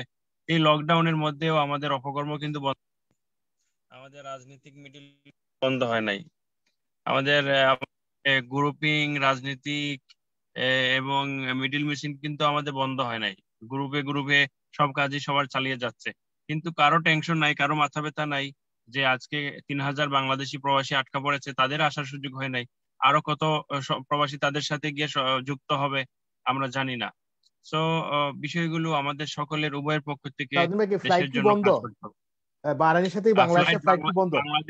বাংলাদেশে 18 তারিখ পর্যন্ত যাওয়াটা বন্ধ। এটা কিন্তু আসলে জানি না, বাংলাদেশ সরকার হয়তো জনগণের বিষয় নিয়ে চিন্তা করে এই কাজগুলো করেছেন। সো এটা আমাদের জন্য আরো একটু বেশি এফেক্টেড হয়ে গিয়েছে আর কি, আমাদের জন্য অনেক মানে ক্ষতির কারণ হয়ে দাঁড়িয়েছে। কারণ এমনি তো ওনারা আসতে পারতেছে না, আরো এখান থেকে লোক এখন যারা অনেকেই আসছে কর্মহীন অবস্থায় দেশে যাবে, তারা যেতে পারছে না। তো এখানে অনেকেই ভিক্ষা করে খেতে হচ্ছে আর কি, এই অবস্থা। মানে যাদের কাজ নাই তারা কোথায় যাবে? মানুষের কাছে বাংলাদেশি দেখে দেখে 2-4 টাকা নিয়ে টিকিট করছিল দেশে চলে যাবে, দেশে চলে যেতে পারে না। এখন ভিক্ষা করা ছাড়া বা সহযোগিতা করা ছাড়া তাদের আর কোনো উপায় নেই। যাদের কর্ম আছে আলহামদুলিল্লাহ মোটামুটি তারা ভালো আছে। বাংলাদেশ সরকারের নিয়ম নীতিও মাশাআল্লাহ অনেক ভালো, কিন্তু আমাদের জন্য আমরা নিজেরাই অনেক কঠিন করে ফেলছি অনেক কিছু আর কি। তো ইনশাআল্লাহ, ধন্যবাদ, ভালো থাকবেন। জি ধন্যবাদ আর তাজউদ্দিন ভাই, next- ধন্যবাদ আপনার ব্যস্ত সময়তে সময় দেওয়ার জন্য। আর একটু Thank শেয়ার you, করে thank you. দিবেন প্লিজ, আমরা যারা বাহরাইনের প্রবাসীরা তারা দেখতে পারবো। শেয়ার করেছি আমি, আবার আমার প্রোফাইলে শেয়ার করেছি। জি ধন্যবাদ তাজউদ্দিন ভাই। আমি একটু যাব, আমাদের সাথে আছেন আওয়ামী লীগ যুবলীগের প্রেসিডেন্ট সদস্য সাবেক সাংসদ নবী নওয়াজ ভাই। নবী নওয়াজ ভাই, যদি একটু যে কথাগুলো বললেন আবিদ ভাই, যে আসলে বাংলাদেশের যে কোভিডের যে অবস্থা, সেই অবস্থায় আমরা আজকে দেখতে পাচ্ছি যে কোভিডের চেয়ে বেশি গুরুত্ব দিচ্ছে সরকার, অনেকেই বলছেন, আমি না, যে হেফাজতকে গুরুত্ব দিচ্ছে, বিরোধী যে সংগঠনগুলো আছে, দল আছে, তাদের গুরুত্ব দিচ্ছে। কি বলবেন আপনি? একটু আনমিউট করতে হবে প্লিজ। হ্যাঁ, ধন্যবাদ রূপক দা। জি, প্রবাস দর্পণকে ধন্যবাদ জানাই হাবিবুর রহমান হাবিব ভাইকে, মুকুল ভাই, শাহরিয়ার ভাই সহ যারা আজকে আলোচক আছেন, পাশাপাশি দর্শক শ্রোতাকে ধন্যবাদ, অভিনন্দন, শুভেচ্ছা জানাই। হাবিব ভাই বলেছেন এখানে, তার আগে আমাদের মুকুল ভাই বলেছেন কোভিডের কথা, করোনার যে অবস্থা, আমরা বাঙালিরা আসলে সাবধান হচ্ছি না, ভয় পাচ্ছি না, আমরা সেই যুদ্ধের মতো রুখে দাঁড়াচ্ছি করোনার মতো একটি মহামারীকে। যে কারণে মুকুল ভাই বলেছেন, আসলে হাবিব ভাইয়ের মধ্যে আবার এটার বলতে যে বলেছেন যে লকডাউন দিয়েছে ঠিকই, কিন্তু অনেক কিছুই চলছে, গাড়ি চলছে, মানুষ চলছে, সব। আসলে বাংলাদেশের 50 বছরে মানুষ সচেতন হতে 200 বছর সময় লাগবে এখনো সচেতন হতে হলে। সেই সচেতনতা নাই বিধায় সরকার কোনো সিদ্ধান্ত নিলেও, সরকার যদি লকডাউন দেয়ও, পুলিশের প্রয়োজন হয়। আর পুলিশ বাংলাদেশে কেন, সারা পৃথিবীতে আমরা দেখেছি, এর থেকে উন্নত দেশেও কিন্তু পুলিশের ব্যবহার দেখেছি, আমরা ভারতের মতো দেশে দেখেছি। আমরা বিভিন্ন ভিডিও প্র্যাকটিক্যাল অনেক রেকর্ডিং করে পাঠিয়েছে, আমরা দেখেছি, ইউটিউবে এগুলো দেখেছি। তো সে কারণে বলবো যে এটা শুধু বাংলাদেশে নয়, তবে করোনার মতো একটি মহামারীর সময় বাংলাদেশের সরকার সিদ্ধান্ত ইচ্ছা করলেই যখন তখন যাচ্ছে তাই ভাবে নিতে পারছে না।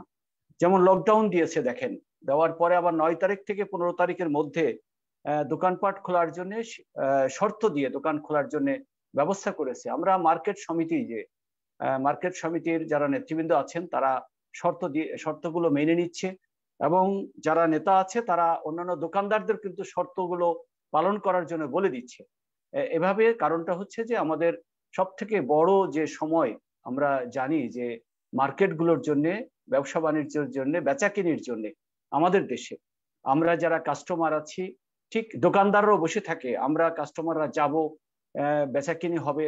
যে দোকানটি দীর্ঘদিন ধরে চালিয়ে আসছে বাংলাদেশে, এই করোনা 1 বছর ধরে, গত বছর তো একেবারে টোটালি লকডাউন করে ঘরে বসেছিল, গত বছর 1 বছরের মধ্য দিয়ে মানুষ যা শিখেছে, আমরা বাঙালিরা যা শিখতে পেরেছি, আমরা যে সাহসটা পেয়েছি, সেই সাহসের মধ্য দিয়ে এবার এই শিথিল করার একটি ব্যবস্থা করেছে, তাও বিভিন্ন শর্তের মধ্যে, নিয়ম কানুন মানার শর্তে এটি কিন্তু করছে।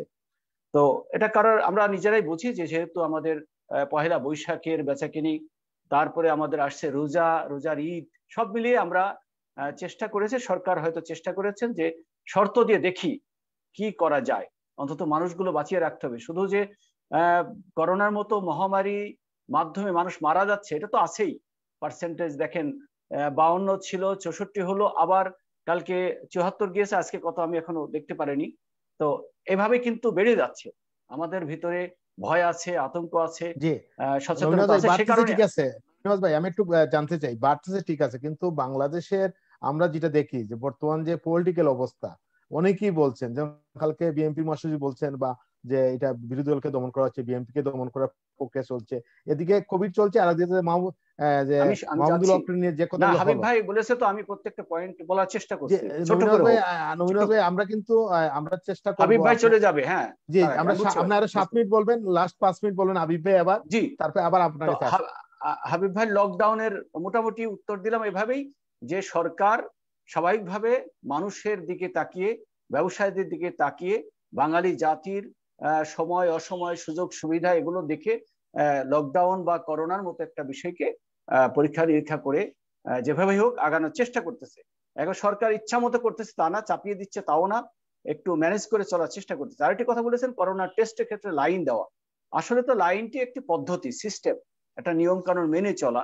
এখানেও সরকার চেষ্টা করে যাচ্ছে। বাংলাদেশ ছোট একটি দেশ, ভারতের মতো না। ভারতের কত ছোট হাবিব ভাই ভালো জানেন। 239টি কেন্দ্রে পরীক্ষা, 32,000 মতো পরীক্ষা করা, এটি স্বাভাবিকভাবে চেষ্টা করতেছে, বাড়ানোর জন্য চেষ্টা আছে। এখানে বলেছেন বিএনপি নেতাদের নামে মামলা, হেফাজতের উপর অত্যাচার, এটা আমার হাবিব ভাই বলেছেন। আর হেফাজতের যে বিষয়টি সেটি আমি সহজ করে বলি। আমি অতীতেও বলেছি যে বিএনপির মতো একটি দল, হাবিব ভাই যখন এখানে টকশোতে বসেন, হাবিব ভাইয়ের কথার সাথে আমি বিএনপির অনেক জাতীয় নেতা এবং মন্ত্রী পরিষদে যারা ছিলেন তাদের কথার সাথে আমি মিলিয়ে দেখেছি। হাবিব ভাইয়ের ভিতরে কিন্তু একটা কথা আসে, হাবিব ভাই বলতে গেলে বঙ্গবন্ধু শেখ মুজিবুর রহমান বলে, জাতির পিতা বলেন, হাবিব ভাইয়ের ভিতরে সেটা আছে। কারণটা হলো কি, হাবিব ভাই জন্ম লগ্ন থেকে এই বঙ্গবন্ধুর নামটি বলে আসছেন, ওনার মুখ থেকে নামাতে পারে না। বিএনপির অনেক নেতারা হয়তো বলতেও পারে, ওনাকে বলেন, কিন্তু উনি পারবেন না।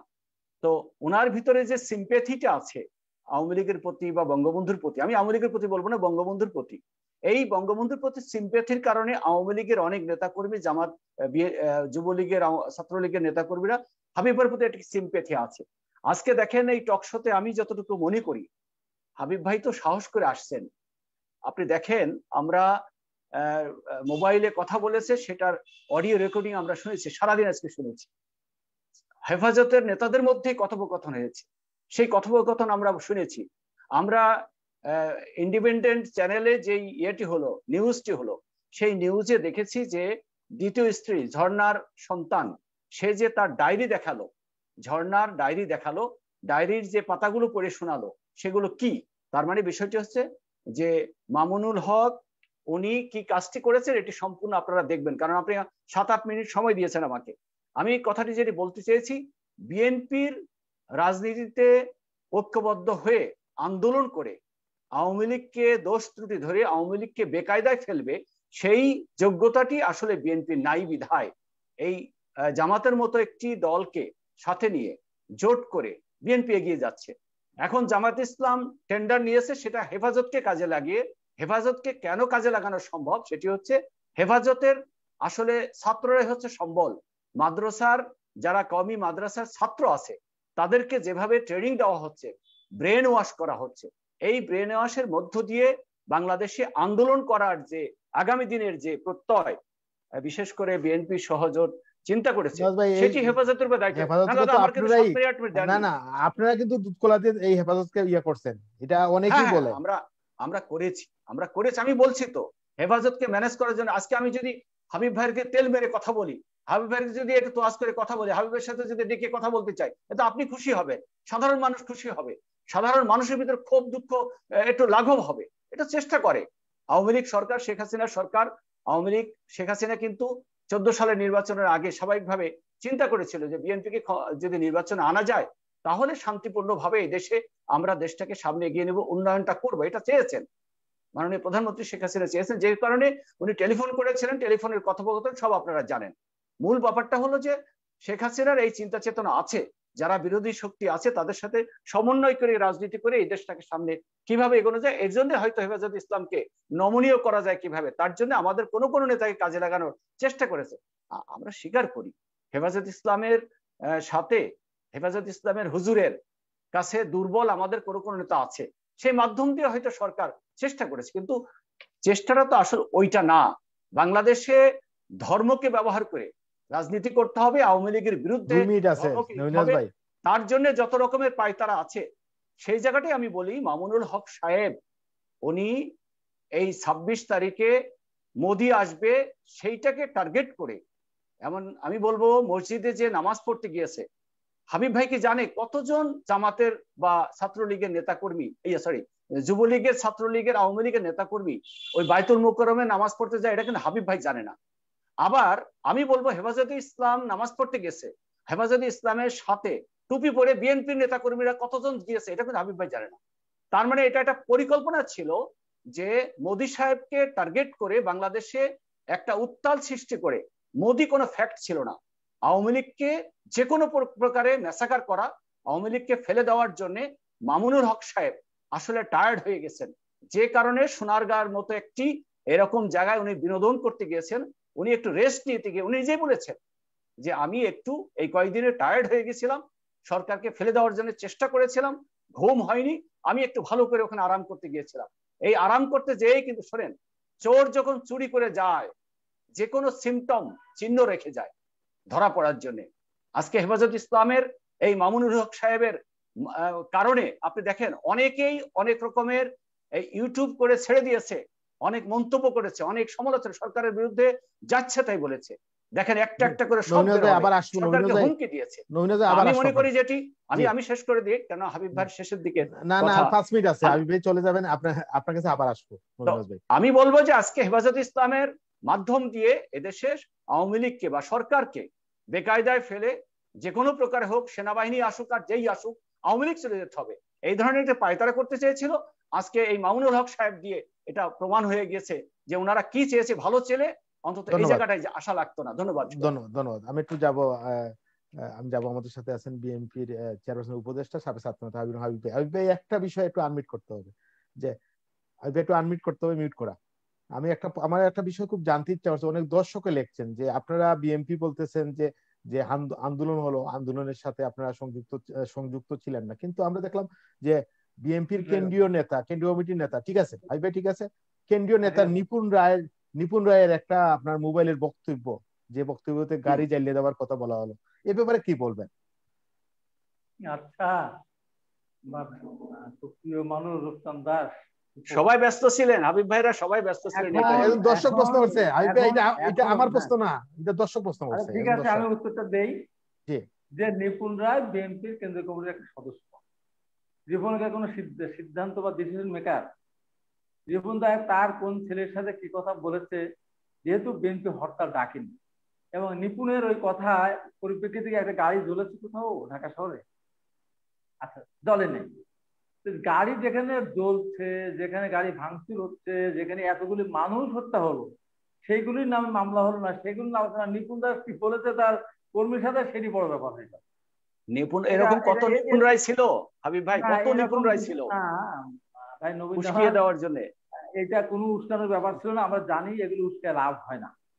আর আমি আবারও বলবো যে হেফাজতের পক্ষ থেকে মামুনুল হক সাহেব পরিষ্কার করে আগের দিন বলেছেন কোন হেফাজতের কর্মীরা যেন মাঠে না নামে, তখন স্বাধীনতা সুমোদন পালন করতে দিতে হবে, বঙ্গবন্ধু শতবার্ষিকী জনবার্ষিকী পালন করতে হবে। এবং নূরও তাই, নূরকে আমি তার কারণে নূরকে আমি একটা মিডিয়া থেকে বলেছে, নূর এত অল্প বয়সেই এরকম করে তুমি কথা বললে কেন, তুমি হাতে পায়ে ধরতে মানুষকে মাঠে নামতে এত উস্কালে কেন? তাহলে আগে থেকে জানতে না 26শে মার্চ সুবর্ণজয়ন্তী উৎসব আজকে কেন পিছনে? আমি এভাবেই বলেছি।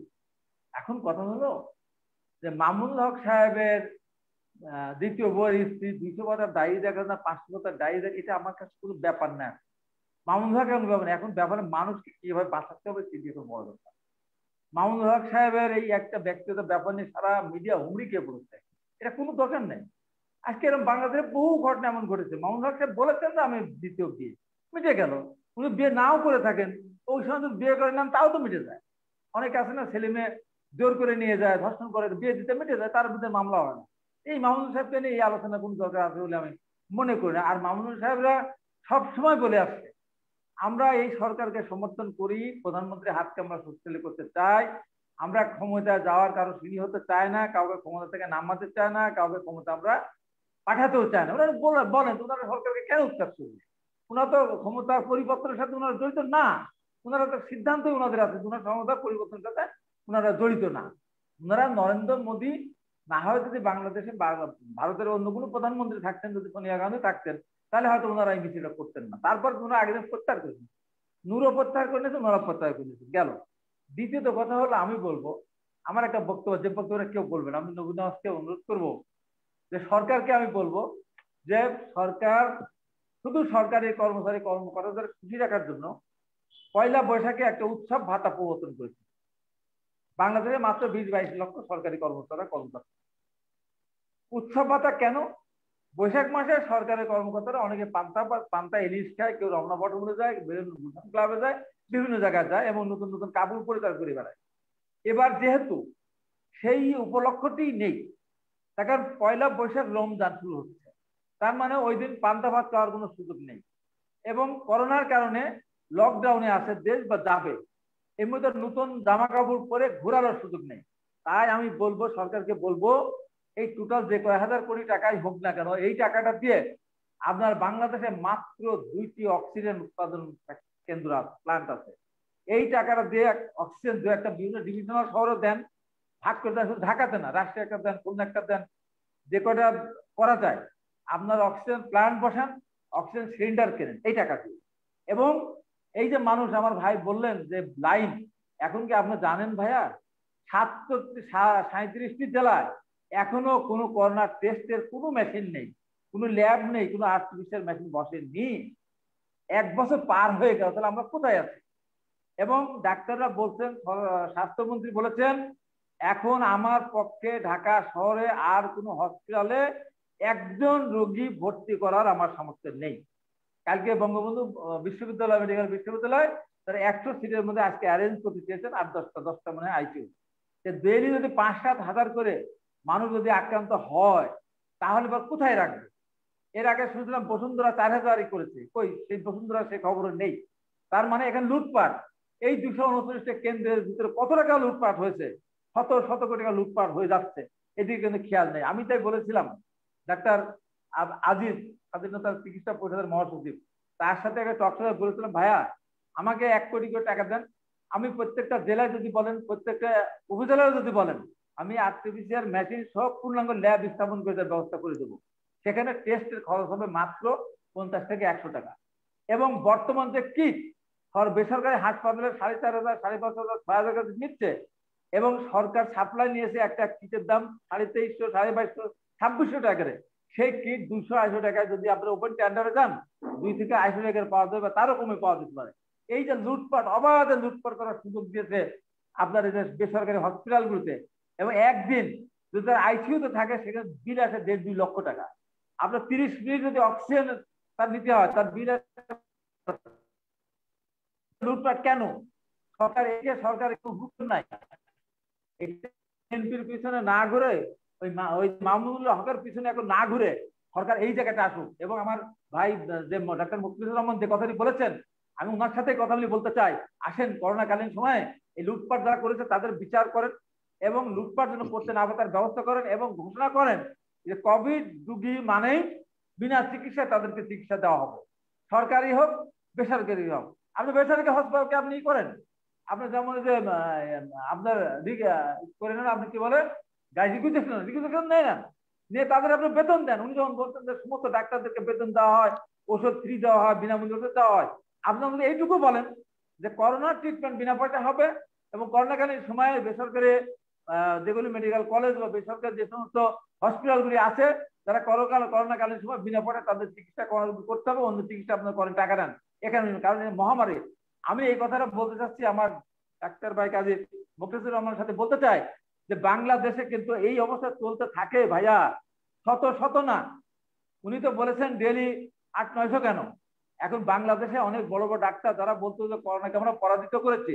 এবং আমি কেন বলছি, কালকেও আওয়ামী লীগের সাধারণ সম্পাদক বলেছেন করোনা ভাইরাসের চেয়েও বিএনপি ভাইরাস আরো ক্ষতিকর। এই সমস্ত তামাশা বক্তব্য দেওয়ার এখন সুযোগ নাই। আমি বলবো তামাশা বক্তব্য না দিয়ে আপনি লকডাউন পুরোপুরি দেন, কোনো আপত্তি নেই। আপনার এই 7 দিনে কত সংক্রমিত হবে আপনি জানেন? এই 7 দিন পরে ঘরে ঘরে আপনার সংক্রমিত হবে এবং এই সংক্রমিত হওয়ার পর আপনি লকডাউন দেবেন। ওই যে এখনো বলছে যে বাইরে যে কোনো মানুষ গেলে পারে সেখানে ভিতরে খাবার পায়, আপনার রিক্সাওয়ালা কি খাবে, আপনার শ্রমিক কি খাবে, আপনার সাধারণ স্কুটার চালক দেশে কি খাবে, তাদেরকে আপনি ঘরের ভিতরে আটকে রাখবেন, তাদের খাবার দিবেন না, বিদেশে সাথে তুলনা করবেন। আমরা অনেক উন্নতি করেছি উন্নয়নশীল দেশে। আপনার করোনার মধ্যে আপনার নিজস্ব সরকারি একটা কোনো প্রতিষ্ঠান নেই। যে কয়টি পাট কল ছিল বন্ধ করে দিলেন, যে কয়টি সুগার মিল ছিল বন্ধ করে দিলেন। কোনো উৎপাদন নাই, নতুন কোনো উৎপাদন নেই। বিদেশে যারা শ্রমিক আছে, আমার ভাই বাহারান দিকে বললেন, তাদের চাকরি নেই, কাজ নেই। বাংলাদেশ থেকে বহু শ্রমিক তারা গেছিল, তারা চলে এসেছে, এবং যারা আছে তারা বেকার আছে। সেখানে রেমিটেন্স বাড়ে কি করে? এই রেমিটেন্স বাড়ার পিছনে কেউ হয়তো কথা বলবে না। এখানেও একটা শুভঙ্করের ফাঁকি আছে। সরকার দেখাচ্ছে এত বিলিয়ন আমাদের রেমিটেন্স, আমার জমা কি আসতেছে, এবং এত বিলিয়ন আমার রিজার্ভ তো হবেই। আপনার বাড়িতে যদি আপনার ফ্যামিলিতে যদি মাছ মাংস, আপনার ইলিশ মাছ, চিংড়ি মাছ, পাবদা মাছ না কেনেন, শাকসবজি দিয়ে ভাত খাওয়ান, তা আপনার তো সেই মাসে খরচ কমই হবে। আজকে বাংলাদেশে কোনো ভারী কোনো শিল্প কারখানায় কোনো আপনার মেশিনপত্র ইম্পোর্ট হয় না। মেশিনপত্র ইম্পোর্ট হলেও তো আপনার টাকা খরচ হবে, সে টাকা তো খরচ হচ্ছে না। তাই আমি বলবো যে এই সমস্ত গুলো বাদ দিয়ে ভাই নবীন নেওয়াজ অত্যন্ত সচেতন সজ্জন ব্যক্তি, আমি তাকে বলবো ভাইয়া এখন আর এগুলো না করে আজকে বিএনপির চেয়ারপারসন দেশনেত্রী বেগম খালেদা জিয়াকে মুক্ত করে দেন, তারেক রহমানকে আসতে দেন, দিয়ে বলেন সবাই মিলেমিশে আমরা আজকে এই করোনার বিরুদ্ধে যুদ্ধ করি, করোনা শেষ করি, তারপরে আমরা যুদ্ধ করবো, তারপরে আমরা ভোট করবো, জনগণ যাকে ভোট দেয় সে জিতবে। এখন আর এইগুলো না করে বিএনপিকে করোনা ভাইরাসের সাথে তুলনা করাটা মহা অন্যায়। আল্লাহ পাকও মনে হয় এটা সহজে মানতে চাবেন না যে ভাইরাসের সাথে মানুষ বিএনপি রাজনীতিকে কিভাবে তারা যুক্ত করে। তা আমি মনে করি দেশনেত্রী বেগম খালেদাকে মুক্ত করেন, তারেক রহমানকে আসতে বলেন, বিএনপি মিথ্যা মামলা প্রত্যাহার করে নেন, নিয়ে চলেন। আল্লাহ পাক আমাদের ভাগ্যে কি রেখেছে আমরা কেউ জানি না। আমাদের মাঝ থেকে অনেক লোক হারিয়ে গেছে। আমি আজকে দাফন করলাম আমার বাড়ি ভাইকে, আমার অত্যন্ত প্রিয় মানুষ, ঢাকা বিশ্ববিদ্যালয়ের কম্পিউটার ডিপার্টমেন্ট চেয়ারম্যান ছিলেন, সেদিন একটা বিশ্ববিদ্যালয় উনি ভাইস চ্যান্সেলর যোগদান করেন, আব্দুল মুতালেব, বীর মুক্তিযোদ্ধা। সেই সময় অল্প বয়স ছিল, মুক্তিতে গিয়েছে রূপপুর বাড়ি, সেও মারা গেলেন। দাফন করলাম, আর কত দাফন করছে। জি, আপনাদের পাবনার ডাকসুর জিএস মুর্শিদ আলী মারা গেছেন। মুর্শিদ আলী মারা গেছে। আমি কালকে আমাদের ডাকুল সাবেক জিএস ছিল, এরকম আজকে রাষ্ট্রপতি টিচার এখানে সেও মারা গেছে। প্রতিনিয়ত কত মানুষ মারা যাচ্ছে। আজকে 63 জন বলেছে, তো কালকে 74 জন বলেছিল। এর কালকে যে পরশু দিন যাবে 100 জন হবে না, 150 জন হবে না, এরপর 500 জন হবে না, 1000 জন হবে না, এমন তো না। কারণ এখন যে ভাইরাসটা এক বাড়িতে ঢুকলে আগে একজন হলেই হয়তো আমার নিজের আত্মীয়দের ভিতরে করোনা ভাইরাস ঢুকে গেছে, সিমটম ছিল না, উইদাউট এনি সিমটম তারা করোনা ভাইরাসে আক্রান্ত। একজন হতে তো পুরো বাড়ি শুদ্ধ হয়ে যাচ্ছে। আমাদের মির্জা আব্বাসের ফ্যামিলি, আমাদের ইকবাল হাসান মাহমুদ টুকুর ফ্যামিলি, আমাদের ছাত্রদল যুবদল বহু নেতা তারা করোনা ভাইরাসে আক্রান্ত হয়ে এখনো রিজভি আমার চিকিৎসাধীন আছে, চিকিৎসাধীন আছে।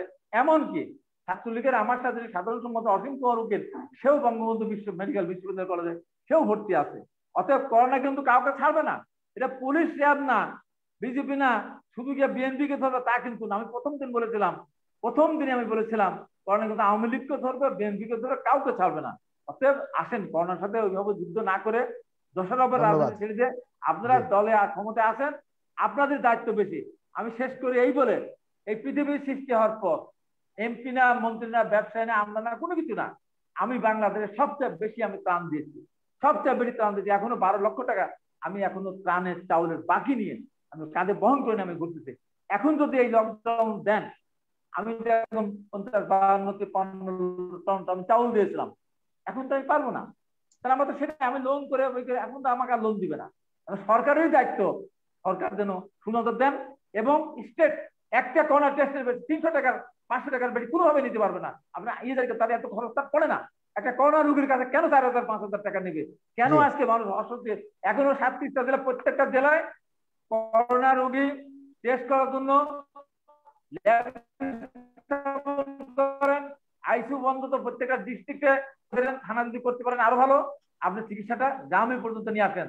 এখানে কোনো অন্য কোনো চিকিৎসা নাই, চিকিৎসা এখন অক্সিজেন। আগে 10 জন মানুষ 5 জন মানুষ, এখন আপনার 50% মানুষের অক্সিজেন প্রয়োজন। এর আর কোনো ওষুধ নাই, কোনো মেডিসিন নাই। আপনাদের টিকা, এই টিকা আমার মুশাররফ স্যার নিয়েছিলেন, মুশাররফ স্যারের টিকা হয়েছে, করোনা হয়েছে। অনেকেই টিকা নিয়েছেন, তারা 1 ডোজ নেওয়ার পরে, 2 ডোজ নেওয়ার পরে, 14 দিন পরে ডাক্তার ভাই ভালো বলতে পারবেন, তারপরে আপনার অ্যান্টিবডি তৈরি হবে। কিন্তু তা হচ্ছে না। অতএব সরকারকে, এবং আমি কালকে যদি টিকা নিতে চাই আমি দিতে পারবেন না, আপনি সেখানে টিকা দিচ্ছেন। আপনি 50-55 লক্ষ টিকা 1 কোটি নিয়ে আসেন, বাংলাদেশের মানুষ 16 কোটি, আপনি 10 কোটি মানুষ থেকে দিবেন, কোথা থেকে পাবেন আপনি? আপনার অন্য জায়গায় এক ভারত পাবেন। ধন্যবাদ ভাই, আমরা আপনার সময় হয়ে গেছে।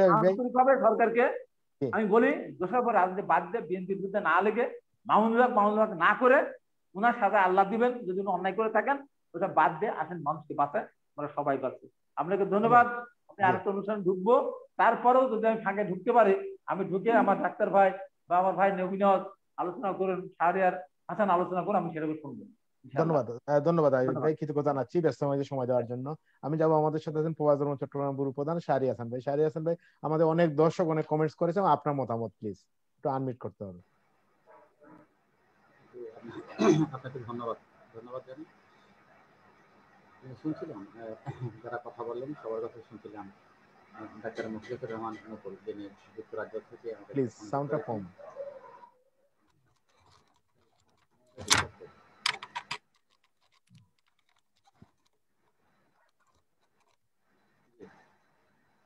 আমার সাউন্ড একটু ডিস্টার্ব করে সম্ভবত। ডাক্তার মুখলিসুর রহমান মুকুল, যিনি যুক্তরাজ্য থেকে আমাদের সাথে সংযুক্ত হয়েছেন, তিনি বরাবরই আমাদেরকে যেভাবে চমৎকার বিষয়গুলো উপস্থাপন করে থাকেন, কোভিড-19, তারপর আপনার ভ্যাকসিন টিকা, এগুলো নিয়ে শুনেছি।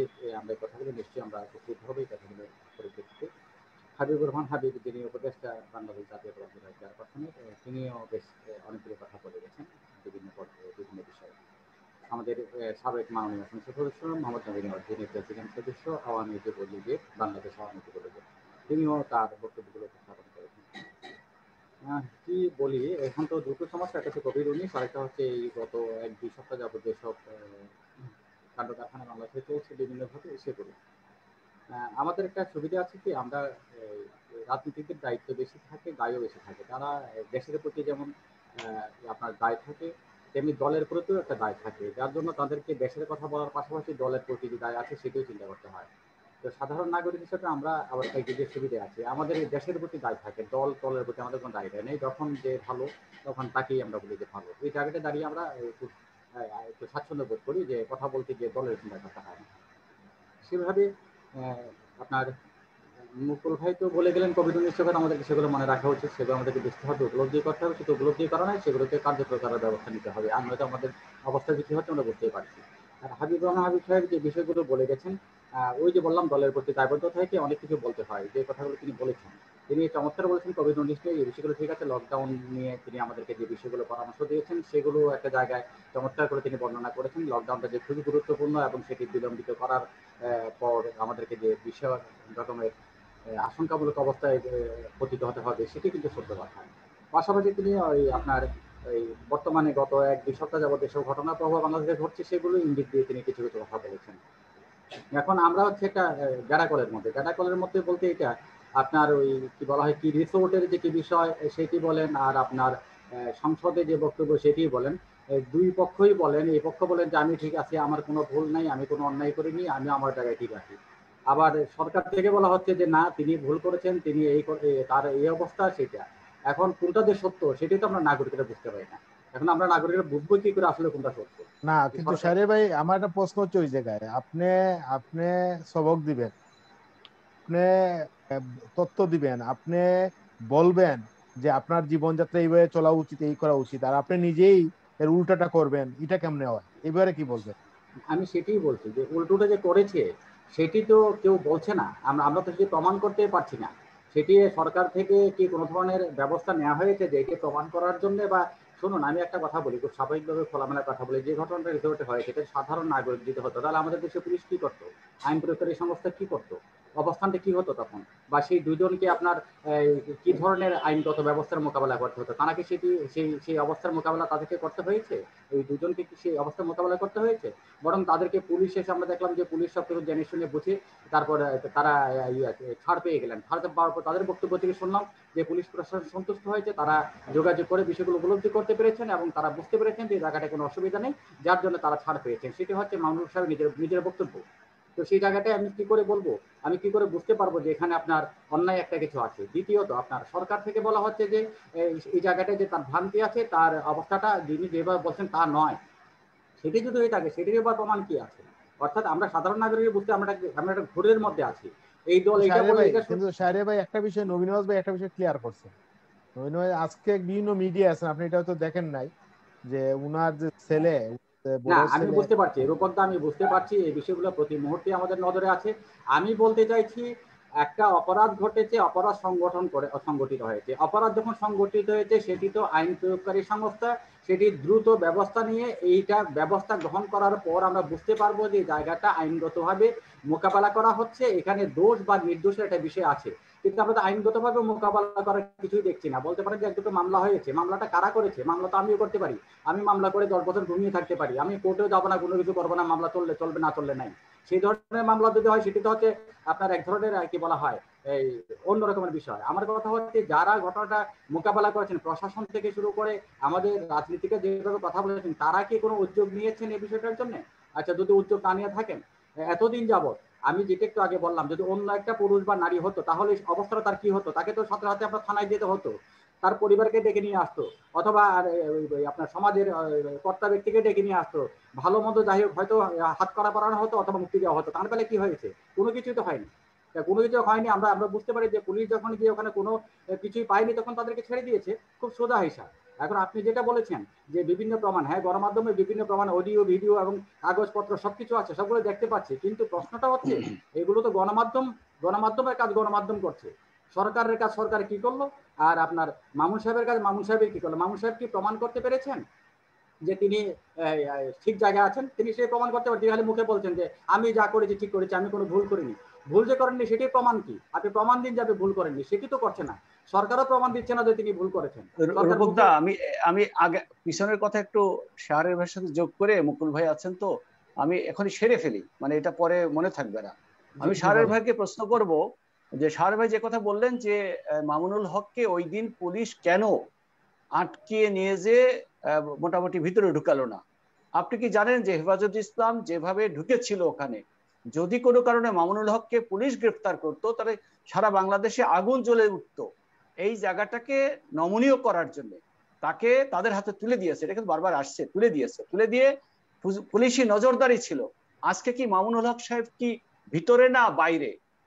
মানে তাকে কি গ্রেফতার করা হয়েছে বা হয়নি? উত্তরটা কি? মামুনুল হককে গ্রেফতার করা হয়েছে? করা হয়েছে। যদি করা হয়ে থাকে অবশ্যই পুলিশি নজরদারি ছিল যে তার এই যে আপনার কি শিওর নবীনজ ভাই গ্রেফতার করা হয়েছে? আমি যতটুকু জানি, কিন্তু মানে মিডিয়া এখনো আসে নাই। গতকাল বাংলাদেশ সময় রাত 3টায় উনি কিন্তু লাইভ করেছিলেন। গতকাল রাত 3টায় উনি লাইভ করেছেন। ওনার অনেক কিছু শোনেন, গ্রেফতার উনি কিন্তু এখনো যদি ছাড়া পেয়ে থাকেন, নজরদারিতে আছেন। আমি বলে রাখি, ওনার যেমন তথ্যপত্র বেরিয়ে এসছে, ওনার নেতারাই কিন্তু কথোপকথনে প্রমাণ করে ফেলেছে যে আমরা মামুনুল হক না, আমরা হেফাজত বাঁচাই। মামুনুল হকের মতো একজন নেতা বলে ফেলেছে, রেকর্ডিং শুনেছেন বোধহয়, বলে ফেলেছে তাহলে আমরাও এরকম করি। উনি যেটা করেছেন, উনি প্রথম ওয়াইফের নাম দিয়ে হোটেলে ঢোকেন, আর উনি বারবার এরকম হোটেলে যান আর আসেন। আর ওনাকে দেখলে পর অনেক ছেলে মেয়েরা অনেকেই কিন্তু বেশি প্রশ্ন করতে চান না, এভাবেই তো থাকতে দেন। কিন্তু ওই দিন যে কোনো প্রকারে হোক, কেউ বা কেউ এটা জেনে ফেলেছে, ওই এলাকার মানুষ জেনেছে, সাংবাদিকরা জেনেছে, চলে গেছিল ভিতরে। এই তো বিষয়টা। তা না হলে তো এরকম ভাবে খেয়ে যেত বারবার। ওই যে কবুতর নাকি ঘুঘু বারবার খেয়ে যায় আর কেউ ধরতে পারে না, কিন্তু ওই চোরের, বললাম না যে চোরের হচ্ছে 10 দিন, গেরহস্থের 1 দিন। আসলে উনি ধরা পড়ে গেছেন এবং ওনার নেতারা কিন্তু আসবো। জি নবীনজ ভাই আসবো, আপনি আসেন। শাহরিয়ার ভাইকে দেন। না, আমি শাহরিয়ার ভাই কাছে যাবো। শাহরিয়ার ভাই, আমার কাছে একটা প্রশ্ন হচ্ছে, আমি যেটা মনে করি যে বাংলাদেশ মতো একটা দেশ, যে দেশে কোভিড চলছে, দেশে বিভিন্ন বিষয় রয়েছে, এই একটা মামুনুল বিষয় নিয়ে সব মিডিয়া ঝাঁপিয়ে পড়লো, এর কারণটা কি? কি মনে করেন সাংবাদিক হিসেবে, কি বলবেন? খুব সোজা কারণটা, খুব সোজা। আমি সেই কথাটা বলতে, আপনি নবীন ভাই যেটা বলেছেন সেটি আমি বুঝতে পেরেছি। এখন উনি আসলে গ্রেফতার হয়েছিল কিনা আজ রাত 9টার পূর্ববর্তী পর্যন্ত সময় পর্যন্ত আমার কাছে সেই সংবাদটা আমি জানতে পাইনি। যদি করে থাকেন হয়তো করেছেন, আমি ঠিক জানি না। যদি না করে থাকে সেটাকে দেখা যাবে। আপনি সম্পর্কভাবে এটাই বলি যে হ্যাঁ, উনি নজরদারিতে আছেন, সবকিছু ঠিক আছে, বুঝতে পারছি, আমরা বাস্তবতাটা বুঝতে পারছি, নজরদারিতে আছেন, এটা আছেন, সবই বুঝতে পারছি। ওখানে তাকে গ্রেফতার করা হলে কি হতো সেটাও বুঝতে পারছি। কিন্তু ওখানের পরে তো আজকে 8 ঘন্টা, 24 ঘন্টা, 48 ঘন্টা, 72 ঘন্টা বহু সময় গেছে। ওখানেটা বাদ দিলাম, ওখানে গ্রেফতার করলে কি হতো বুঝতে পারলাম, সেটা আমরা বুঝতে পারছি। এটা বাস্তবতাকে মোকাবেলা করতে গেলে টেকনিক্যাল একটা পয়েন্ট আছে, কিন্তু সেই টেকনিক্যাল পয়েন্টকে যখন পুলিশ তার বুদ্ধিমত্তা দিয়ে সেটিকে কভার দিয়েছে, ভালো কথা। তারপরে 24 ঘন্টা কি হলো, তারপরে 24 ঘন্টা কি হলো, এরপরে 24 ঘন্টা কি হলো? আমার প্রশ্নটা হচ্ছে সেই জায়গায়। দ্বিতীয় যেটি বলেছেন আপনি যে এখন যে আমরা রূপক আপনি যে প্রশ্নটি করলেন যে সবকিছু বাদ দিয়ে মামুনকে, মামুনটা কেউ না, মামুনটা এই রাজনীতি, এই দেশের রাজনীতিরও কেউ না, মামুনটা এই দেশের আপনার সরকারেরও কেউ না। মামুন হচ্ছে একজন সাধারণ নাগরিক, আমি যেমন সাধারণ নাগরিক, বাংলাদেশের বিশ্বনাথ নাগরিক। তিনি কেন এসছেন? তিনি আসেননি, এসেছে তো তার দল। কেন মামুনকে, একটু আগে যেটা বললেন আপনার হাবিবুর রহমান ভাই যেটা বললেন যে ওই ছাত্রলীগের পোলাপান কেন গিয়ে ওখানে ওনাকে জানতে চাইবে, তাদের দরকারটা কি ছিল বা এই ধরনের, আরে ভাই জানতে চাইবে না ওনাকে, কেন আগে জানতে চেয়েছে এখন কেন জানতে চাইবে? আগে তো জানতে চাই না, এখন কেন জানতে চাইছে? এখন জানতে চাইছে এই জন্য তার দ্বারা বাংলাদেশে অনেক কিছু ঘটে গেছে, তাদের কারণে বাংলাদেশে অনেক ধরনের ক্ষয়ক্ষতি হয়ে গেছে, অনেক মৃত্যুর ঘটনা ঘটেছে। যখন একটা ঘটনা ঘটে তখন তো তার প্রতি ভাই মানুষের একটা পর্যবেক্ষণ থাকে, মানুষ তখন অপরাধীর দিকে একটা চোখ রাখে যে সে কি করছে না করছে, স্বাভাবিকভাবেই তখন সেখানে গেছে, এটা তো খুব স্বাভাবিক। আগে তো কখনো যায়নি, এইটি কেন হাবিব ভাই বুঝতে পারছেন না যে তার কাছে কেন তখন গিয়েছে? আমিও তো যেতাম বা আপনিও তো যেতেন এই ধরনের পরিস্থিতি। এই উত্তরটা উনি, সহজ উত্তরটা তিনি তো রাজনীতি হিসেবে বোঝার কথা যে ওনার কাছে তখন কেন সাংবাদিকরা গিয়েছে, কেন অন্যান্য রাজনৈতিক কর্মীরা তাকে চ্যালেঞ্জের মোকাবেলা করেছে, আগে তো করেনি কখনো। উনি সব বোঝেন, কিন্তু যেহেতু দল করেন, যেহেতু কারোর পক্ষে এখানে কথা বলতে এসেছেন, ওনার লোকজনও কিন্তু এটা অনুধাবন করতেছে, দেখতেছেন যে উনি কি বলেন, সরকারের আমি এটা বুঝতে পেরেছি, যেমনি শুরুতে আমি বলেছি যে আমাদের সুবিধা আছে, আমাদের দলের প্রতি কোনো দায়বদ্ধতা নাই, আমরা সরাসরি কথা বলতে পারি। আর রাজনীতি যারা করেন তাদের দেশের প্রতি দায়বদ্ধতার পাশাপাশি দলের প্রতি দায়বদ্ধতা থাকে, যার জন্য অনেক ধরনের কথা রাজনীতিদের কাছ থেকে আসতেই পারে, সেটা আমি উপলব্ধি করতে পেরেছি বলে শুরুতে আমি কথাটা বলেছি। এই হচ্ছে একটি বিষয়। দ্বিতীয় হচ্ছে কি, এই ঘটনা পরম্পরার কারণে গিয়ে সেখানে যেহেতু একজন সক্রিয় নেতা বলেন, কর্মী বলেন, সেটা হচ্ছে মামুনুল হক, তো স্বাভাবিকভাবেই তিনি আপনার মানুষের দৃষ্টি গোচরে আসবেন, তাকে নিয়ে আইন প্রয়োগকারী সংস্থা কথা বলবে, গণমাধ্যম কথা বলবে। তার ব্যক্তিগত কোনো ইমেজ নিয়ে তো কথা হয়নি, তার ব্যক্তিগত কোনো সে ব্যক্তিগত ইমেজ ক্ষয় হয়েছে তো তার ব্যক্তিগত কারণে। এই দলীয় কর্মকাণ্ডে তার যে দলীয় হেফাজত ইসলাম রাজনৈতিক দল নয়, সেদিন এক ভদ্রলোক সুন্দর করে বলেছেন, ওখানে যারা নেতৃত্ব আছেন তারা কোনো রাজনৈতিক দলের সদস্য নয়, প্রত্যেকটা রাজনৈতিক দলের সদস্য, কোনো না কোনো ইসলামিক দলের সদস্য, এমনকি জামাত ইসলামের সদস্য। তারা সবাই জোট করে গিয়ে ওখানে বলছে আমরা অরাজনৈতিক হেফাজত ইসলাম। এখন আপনার রবি নওয়াজ ভাই, হাবিব ভাই, আমরা সবাই গিয়ে যদি একটা দল করি, অমুক একটা দল করলাম, গিয়ে বললাম যে আমরা কোনো রাজনৈতিক দল নয়, তার মানে কি হাবিব ভাই কি রবি নওয়াজ ভাই কি আওয়ামী লীগের না? তখন নবী নওয়াজ বলবো যে আমার দল কোনো রাজনৈতিক দল না। এটা খুব সুন্দর কৌশল, এই কৌশলগুলো আমরা যত তাড়াতাড়ি বুঝবো ততই মঙ্গল। বেশি কথা, আমার দাঁতে একটু সমস্যা, আমি কথা বলতেছি যে ওই মন দেশের জন্য ইয়ে হলে মন অনেক সময় বিভ্রান্ত হয়ে যায়। আমাদের রাজনীতিতে কথা শুনলে আরেকটু মুকুল ভাইকে দেন। এই জায়গাগুলো আমাদের মূল পয়েন্ট গুলো বুঝতে হবে। মূল পয়েন্ট গুলো হচ্ছে কি, জনগণকে ওই ধোঁয়ার মধ্যে না রেখে যেটা সত্য, যেটা ন্যায় সেটাকে প্রতিষ্ঠিত করুন, যেটা অন্যায়, যেটা অসত্য সেটাকে দমন করুন। আপনারা কোনোটাই করবেন না মাঝখানে রেখে আমাদেরকে, নাগরিকদেরকে বুঝতে দিন না আসলে কি ঘটছে কি হচ্ছে। এটা তো একজন সাধারণ নাগরিক হিসেবে আমাদের মাথায় আসে না। কিন্তু ধন্যবাদ দাদা, আমি মুকুল ভাইয়ের সহজ করে দেই। মুকুল ভাইরে দেবেন আপনি? কিন্তু গণমাধ্যম যে দায়িত্বগুলো পালন করেছে, আমাদের রাজনীতিকদেরকে, বিশেষ করে সরকার দলীয় রাজনীতি যারা করেন তাদের এটা মানতেই হবে। গণমাধ্যম যে ভূমিকা পালন করেছে এইসবের পক্ষে বিপক্ষে, সত্য উদ্ঘাটনের পক্ষে, সেই দায়িত্বটা যদি আমাদের রাজনীতিকরা পালন করতো তাহলেই মনে হয় আমাদের আরো বেশি মঙ্গল হতো। সেই জায়গাটি আমরা প্রশ্ন রয়ে গেছে। ধন্যবাদ সবাইকে। ধন্যবাদ শাহরিয়ার ভাই। আমাদের সাথে আছেন আমাদের বিশিষ্ট চিকিৎসক, যুক্তরাজ্য তেল গ্যাস খনিজ বন্দর কমিটির আহ্বায়ক ডক্টর কাজী মুক্তাসির রহমান মুকুল ভাই। মুকুল ভাই, আমার যে বিষয়টা আমি এই মুহূর্তে দেখলাম যে মিডিয়াতে চলে আসছে যে সরকার, খুব বাংলাদেশের সরকার কঠোরভাবে এই লকডাউন করতে যাচ্ছে আগামী 14 তারিখ থেকে। আমাদের জনপ্রশাসন যে বিষয় যে মন্ত্রী আছেন, প্রতিমন্ত্রী সম্ভবত, উনি বলছেন যে সেনাবাহিনীকে মাঠে নামানো হবে।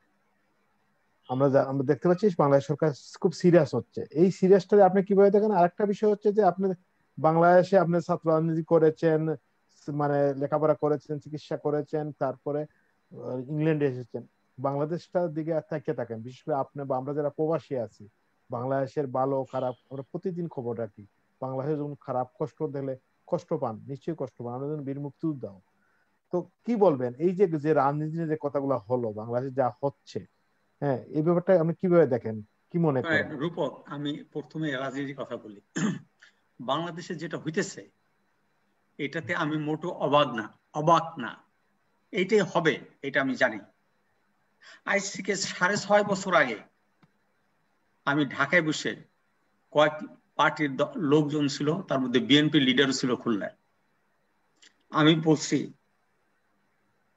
এই হেফাজত বাংলাদেশে কি করবে এবং এই গভর্নমেন্ট কি করতেছে, তার পরিণতি কি হবে, আমি আজকে বলে গেলাম। জামাত আর হেফাজতের মধ্যে কোনো পার্থক্য নাই। জামাত ওহাবিজম, হেফাজত ওহাবিজম।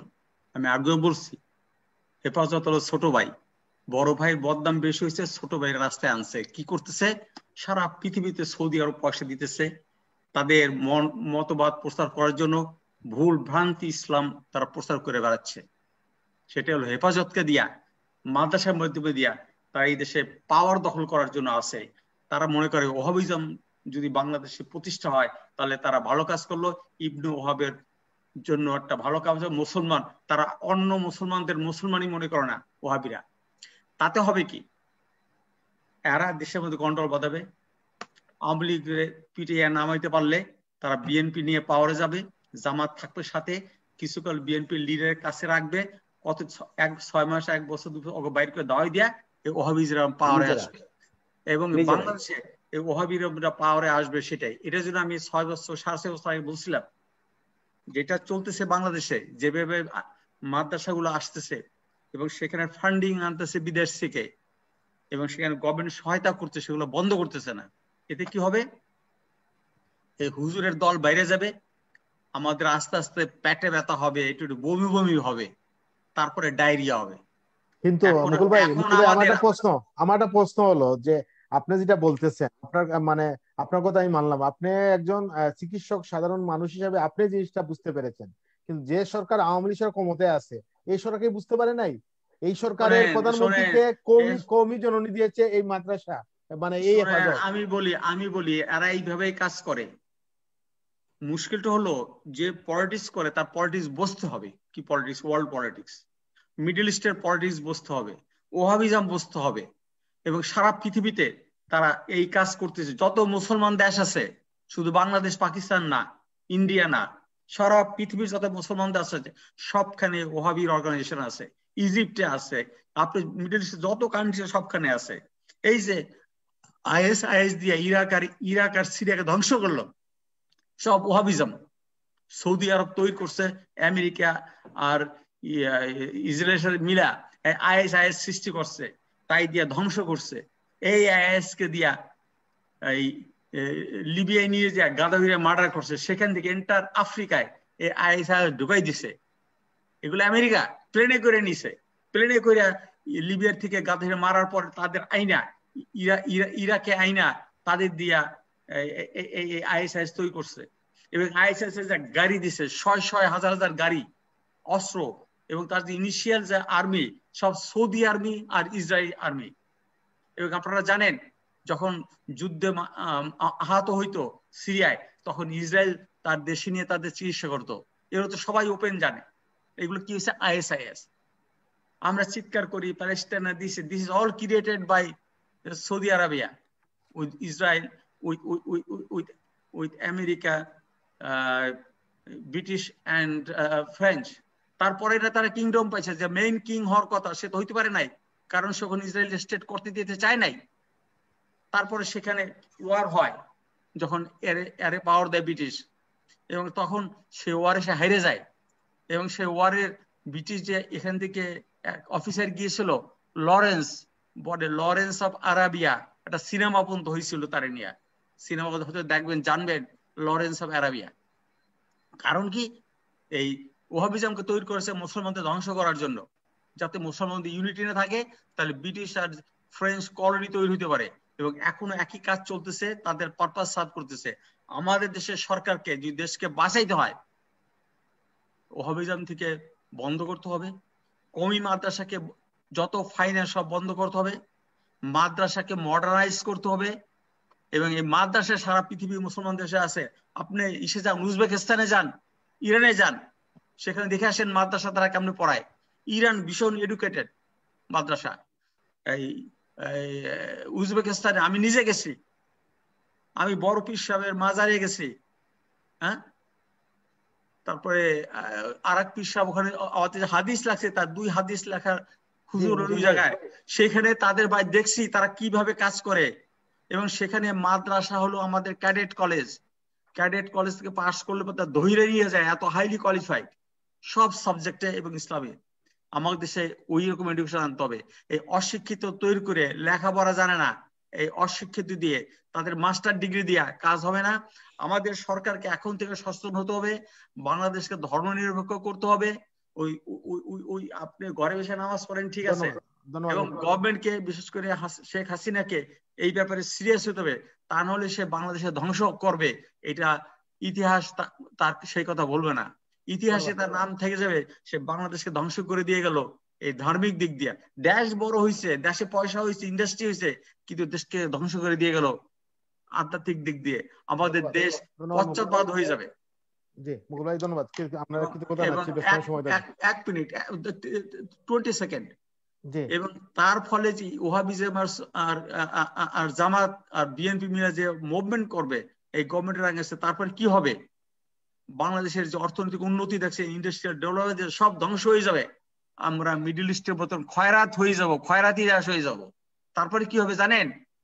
আমি একটা জিনিস, আমি খুব খারাপ জিনিস বলতেছি, দেশের লোক এমন হয়ে যাবে, বাংলাদেশ এমন খারাপ হয়ে যাবে, জামাত আর বিএনপি আইসা তখন ইন্ডিয়ার দাওয়াত দিবে বাংলাদেশের লোকে, আসো তুমি আমাদের। ধন্যবাদ মুকুল ভাই ধন্যবাদ জানাচ্ছি, কৃতজ্ঞতা জানাচ্ছি আপনার ব্যস্ত সময় দেওয়ার জন্য। আমি একটু যাবো, আমাদের সাথে আছেন যুবলীগের প্রেসিডেন্ট সদস্য, সাবেক সাংসদ, সাবেক ছাত্র নেতা, বঙ্গবন্ধু পাঠ্যক্রমের সভাপতি নবীন ভাই গেছেন। নবীন ভাই, আসলে আমরা একটু সংক্ষিপ্ত করতে চাই, আমাদের অনুষ্ঠান শেষ করব। অনেক প্রশ্ন রেখেছেন হাবিব ভাই, যদি আপনি 2-1টা বলেন, এবং আমরা কোভিড নিয়ে কি করা যায়, জনগণের সচেতন কিভাবে করা যায় একটু বলেন প্লিজ।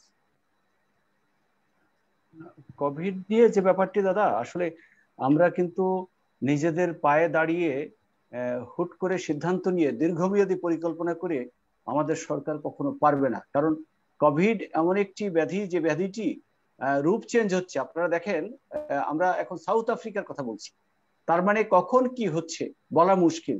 তারপরেও আমরা 1 বছর পরে এসে একটা পরিমাপ করতে পারলাম যে বাংলাদেশে যে পরিমাণ ক্ষয়ক্ষতি হওয়ার কথা ছিল সেই পরিমাণ ক্ষয়ক্ষতি হয়নি।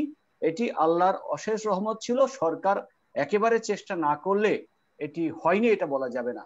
তবে সরকার যে কাজটা করে যাচ্ছেন সেটা হলো তাদের একেবারে অল্প পরিসরে, যেখানে এই দেশটি একেবারে উন্নত দেশ নয়, ইচ্ছা করলেই, যেখানে আমার হাবিব ভাই বলেছেন যে 239টি কেন কেন্দ্র, ইচ্ছা করলে 1000 কেন্দ্র করতে পারবে না। এই দেশটি সেই দেশ নয়। সেজন্য দেশের সরকারকে চিন্তা করে এগোতে হচ্ছে। সরকার জানে যদি ব্যর্থ হয় সরকারই ব্যর্থ হবে, আর সরকারের এই জন্য চেষ্টা আছে, সব ধরনের চেষ্টা করতেছে। আর সারা পৃথিবীর সাথে তাল মিলিয়ে, পাশের দেশের সাথে তাল মিলিয়ে এবং বিশেষজ্ঞদের সাথে বসে আলোচনা গবেষণা করেই কিন্তু এই পর্যায়ক্রমে যে সিদ্ধান্তগুলো নিচ্ছে, যেগুলো আমরা সমালোচনা করার চেষ্টা করতেছি ঠিকই, কিন্তু সরকার কিন্তু আলোচনা গবেষণা না করে একেবারে কোভিড নিয়ন্ত্রণের ক্ষেত্রে কোনো পদক্ষেপ নিচ্ছে না। আমার কাছে মনে হয় বিষয়টি এরকম। আর যে কথাটি আপনারা বললেন, মুকুল ভাই বলেছে, আসলে তো আজকের মূল বিষয়টি ছিল কিন্তু মামুনুল হক। কারণ কোভিড কোনো ব্যাপার না, কোভিড কিন্তু 1 বছরের মধ্যে অনেক অভিজ্ঞতা হয়ে গেছে, হাসপাতালগুলো রেডি আছে, সরকারি কর্মকর্তারা রেডি আছে, কাজ করে যাচ্ছে যতটুকু সম্ভব। কিন্তু আপনার মামুনুল হক এবং হেফাজতে ইসলাম যেই টেন্ডারটি নিয়েছিল, এবার এই টেন্ডারের মাধ্যম দিয়ে সরকারকে মেসাকার করার একটা সম্ভাবনা ছিল, এটা আপনি নিজে চিন্তা করে দেখেন, সম্ভব ছিল। আর আরেকটি কথা মুকুল ভাই বলেছেন খুব চমৎকার ভাবে, যে ওহাবিদের যে বিষয়টি, বিশেষ করে কওমি মাদ্রাসার যে বিষয়টি, আমি নিজে জানি তারা কিন্তু সরকারের সিলেবাস নিয়েও কিন্তু পড়ে না, এবং তারা সরকারের সিলেবাসের আওতায় আসতে চায় না, সরকারের নিয়ন্ত্রণে আসতে চায় না। কারণটা একটাই, টার্গেট কিন্তু ওইটাই। তারা কিন্তু দীর্ঘমেয়াদী চিন্তা করে আগাচ্ছে। সরকারের সুযোগ সুবিধা যখন নিবে, স্বাভাবিকভাবে কিন্তু সরকারের নিয়ম নীতি মেনে চলতে হবে, সরকারের নিয়ন্ত্রণে থাকতে হবে। যেটা মুকুল ভাই বলেছেন, যদি কোনো কারণে এই সিলেবাস এবং এই নিয়ম কানুন, যদি মাদ্রাসার নিয়ম যদি সরকারের নিয়ন্ত্রণে না আসে, তাহলে বাংলাদেশে এই মেসাকার, ধ্বংসের মতো একটি ঘটনা ঘটতে পারে। এটা কিন্তু বাস্তবে বলেছে। কারণ আমরা জানি 71 সালে জামাত ইসলামের ভূমিকা জানি, যেটি মুকুল ভাই বলেছে যে জামাত ইসলাম হলো বড় ভাই আর হেফাজত ইসলাম হলো ছোট ভাই। বড় ভাই বদনাম কামাইতে কামাইতে পচা পৌঁছে গেছে, তারা টেকনিক্যালি তারা ছোট ভাইদের কাছে এটা হস্তান্তর করতে যাচ্ছে।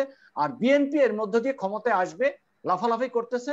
তবে যদি কোনো কারণে বিএনপির ঘাড়ে চড়ে যদি জামাত ইসলাম হেফাজত ইসলাম ক্ষমতায় আসে, বিএনপির অধীনে আসে, এটা 6 মাস 1 বছর পরে তারাই ক্ষমতায় আসবে।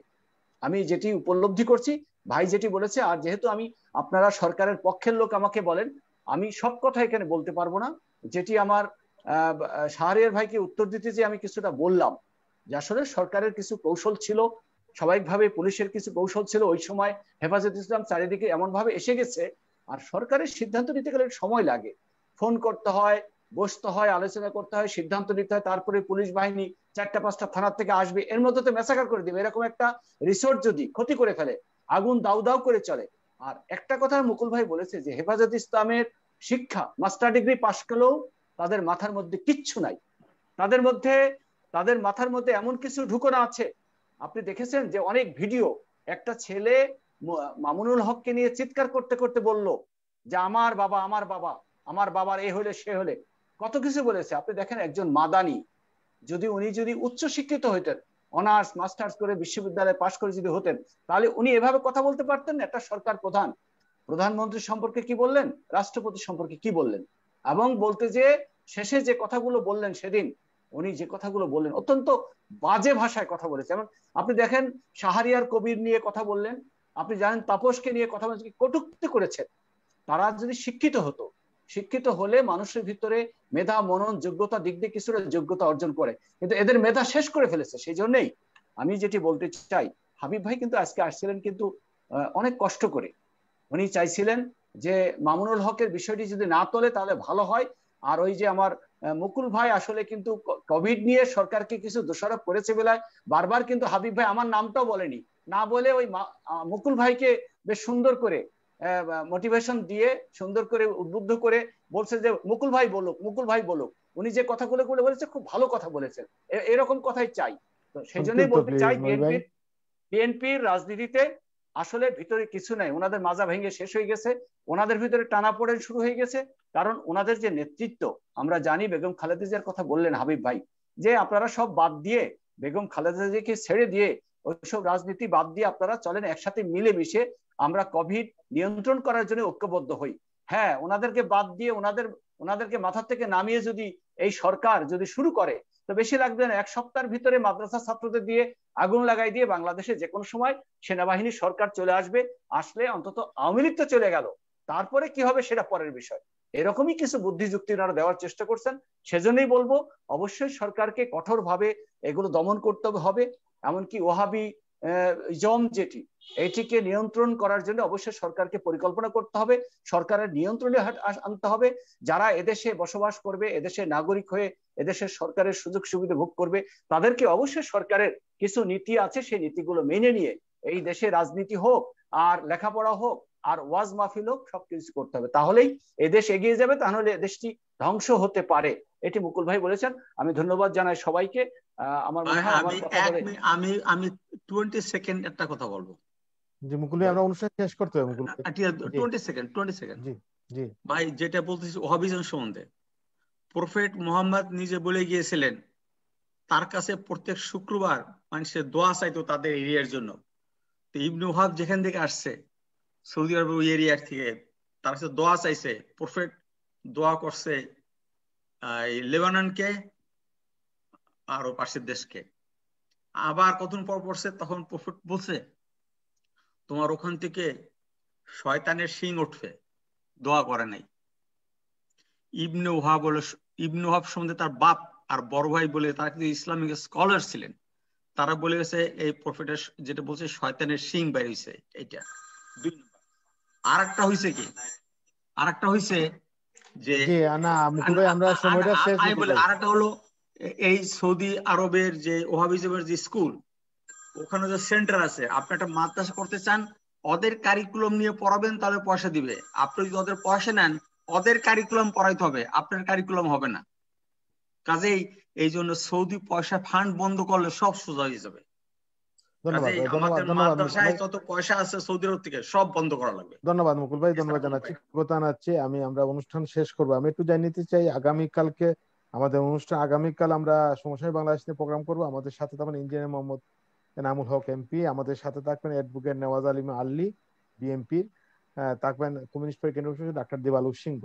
আগামীকাল সমসাময়িক বাংলাদেশে প্রোগ্রাম করব আজ রাত ইউকে সময় 7টা, বাংলাদেশ সময় রাত 12টা, এবং লেবানন সময় 9টায় আমরা ইরাক প্রবাসীরা নিয়ে প্রোগ্রাম করবো। ইরাক প্রবাসীরা কেমন আছে, এই অনুষ্ঠানগুলো দেখে আমন্ত্রণ রইল। পাশাপাশি আমরা একটা বিষয় বলতে চাই যে এখানে যারা অতিথি এসে বক্তব্য রাখেন তাদের নিজস্ব চিন্তা ভাবনার কথা বলেন, নিজস্ব দলের কথা বলেন। আমরা প্রয়োজন নিরপেক্ষভাবে তাদের কথাগুলো প্রচার করি। পাশাপাশি আমরা একটা আমি বলতে চাই, কোভিড নিয়ে আমরা যে কাজগুলো করছি, কোভিডে আমরা চাই জনগণ সচেতন করতে। কোভিড নিয়ে সারা বাংলাদেশের মানুষ সচেতন হওয়া উচিত, না হলে যেভাবে কোভিড আক্রান্ত মৃত্যু সংখ্যা বাড়ছে তাতে আরো বাড়বে বলে আমাদের বিশেষজ্ঞরা বলছেন। আমরা মনে করি যে আপনি নিজে বাঁচুন, আপনার পরিবারকে বাঁচান, আপনি নিজে সচেতন হন এবং নিজের ঘর থেকে শুরু করুন। সবাই ভালো থাকবেন, সুস্থ হবেন, এবং আগামীকাল অনুষ্ঠানে আমন্ত্রণ জানিয়ে শেষ করছি। ধন্যবাদ সবাইকে। ধন্যবাদ।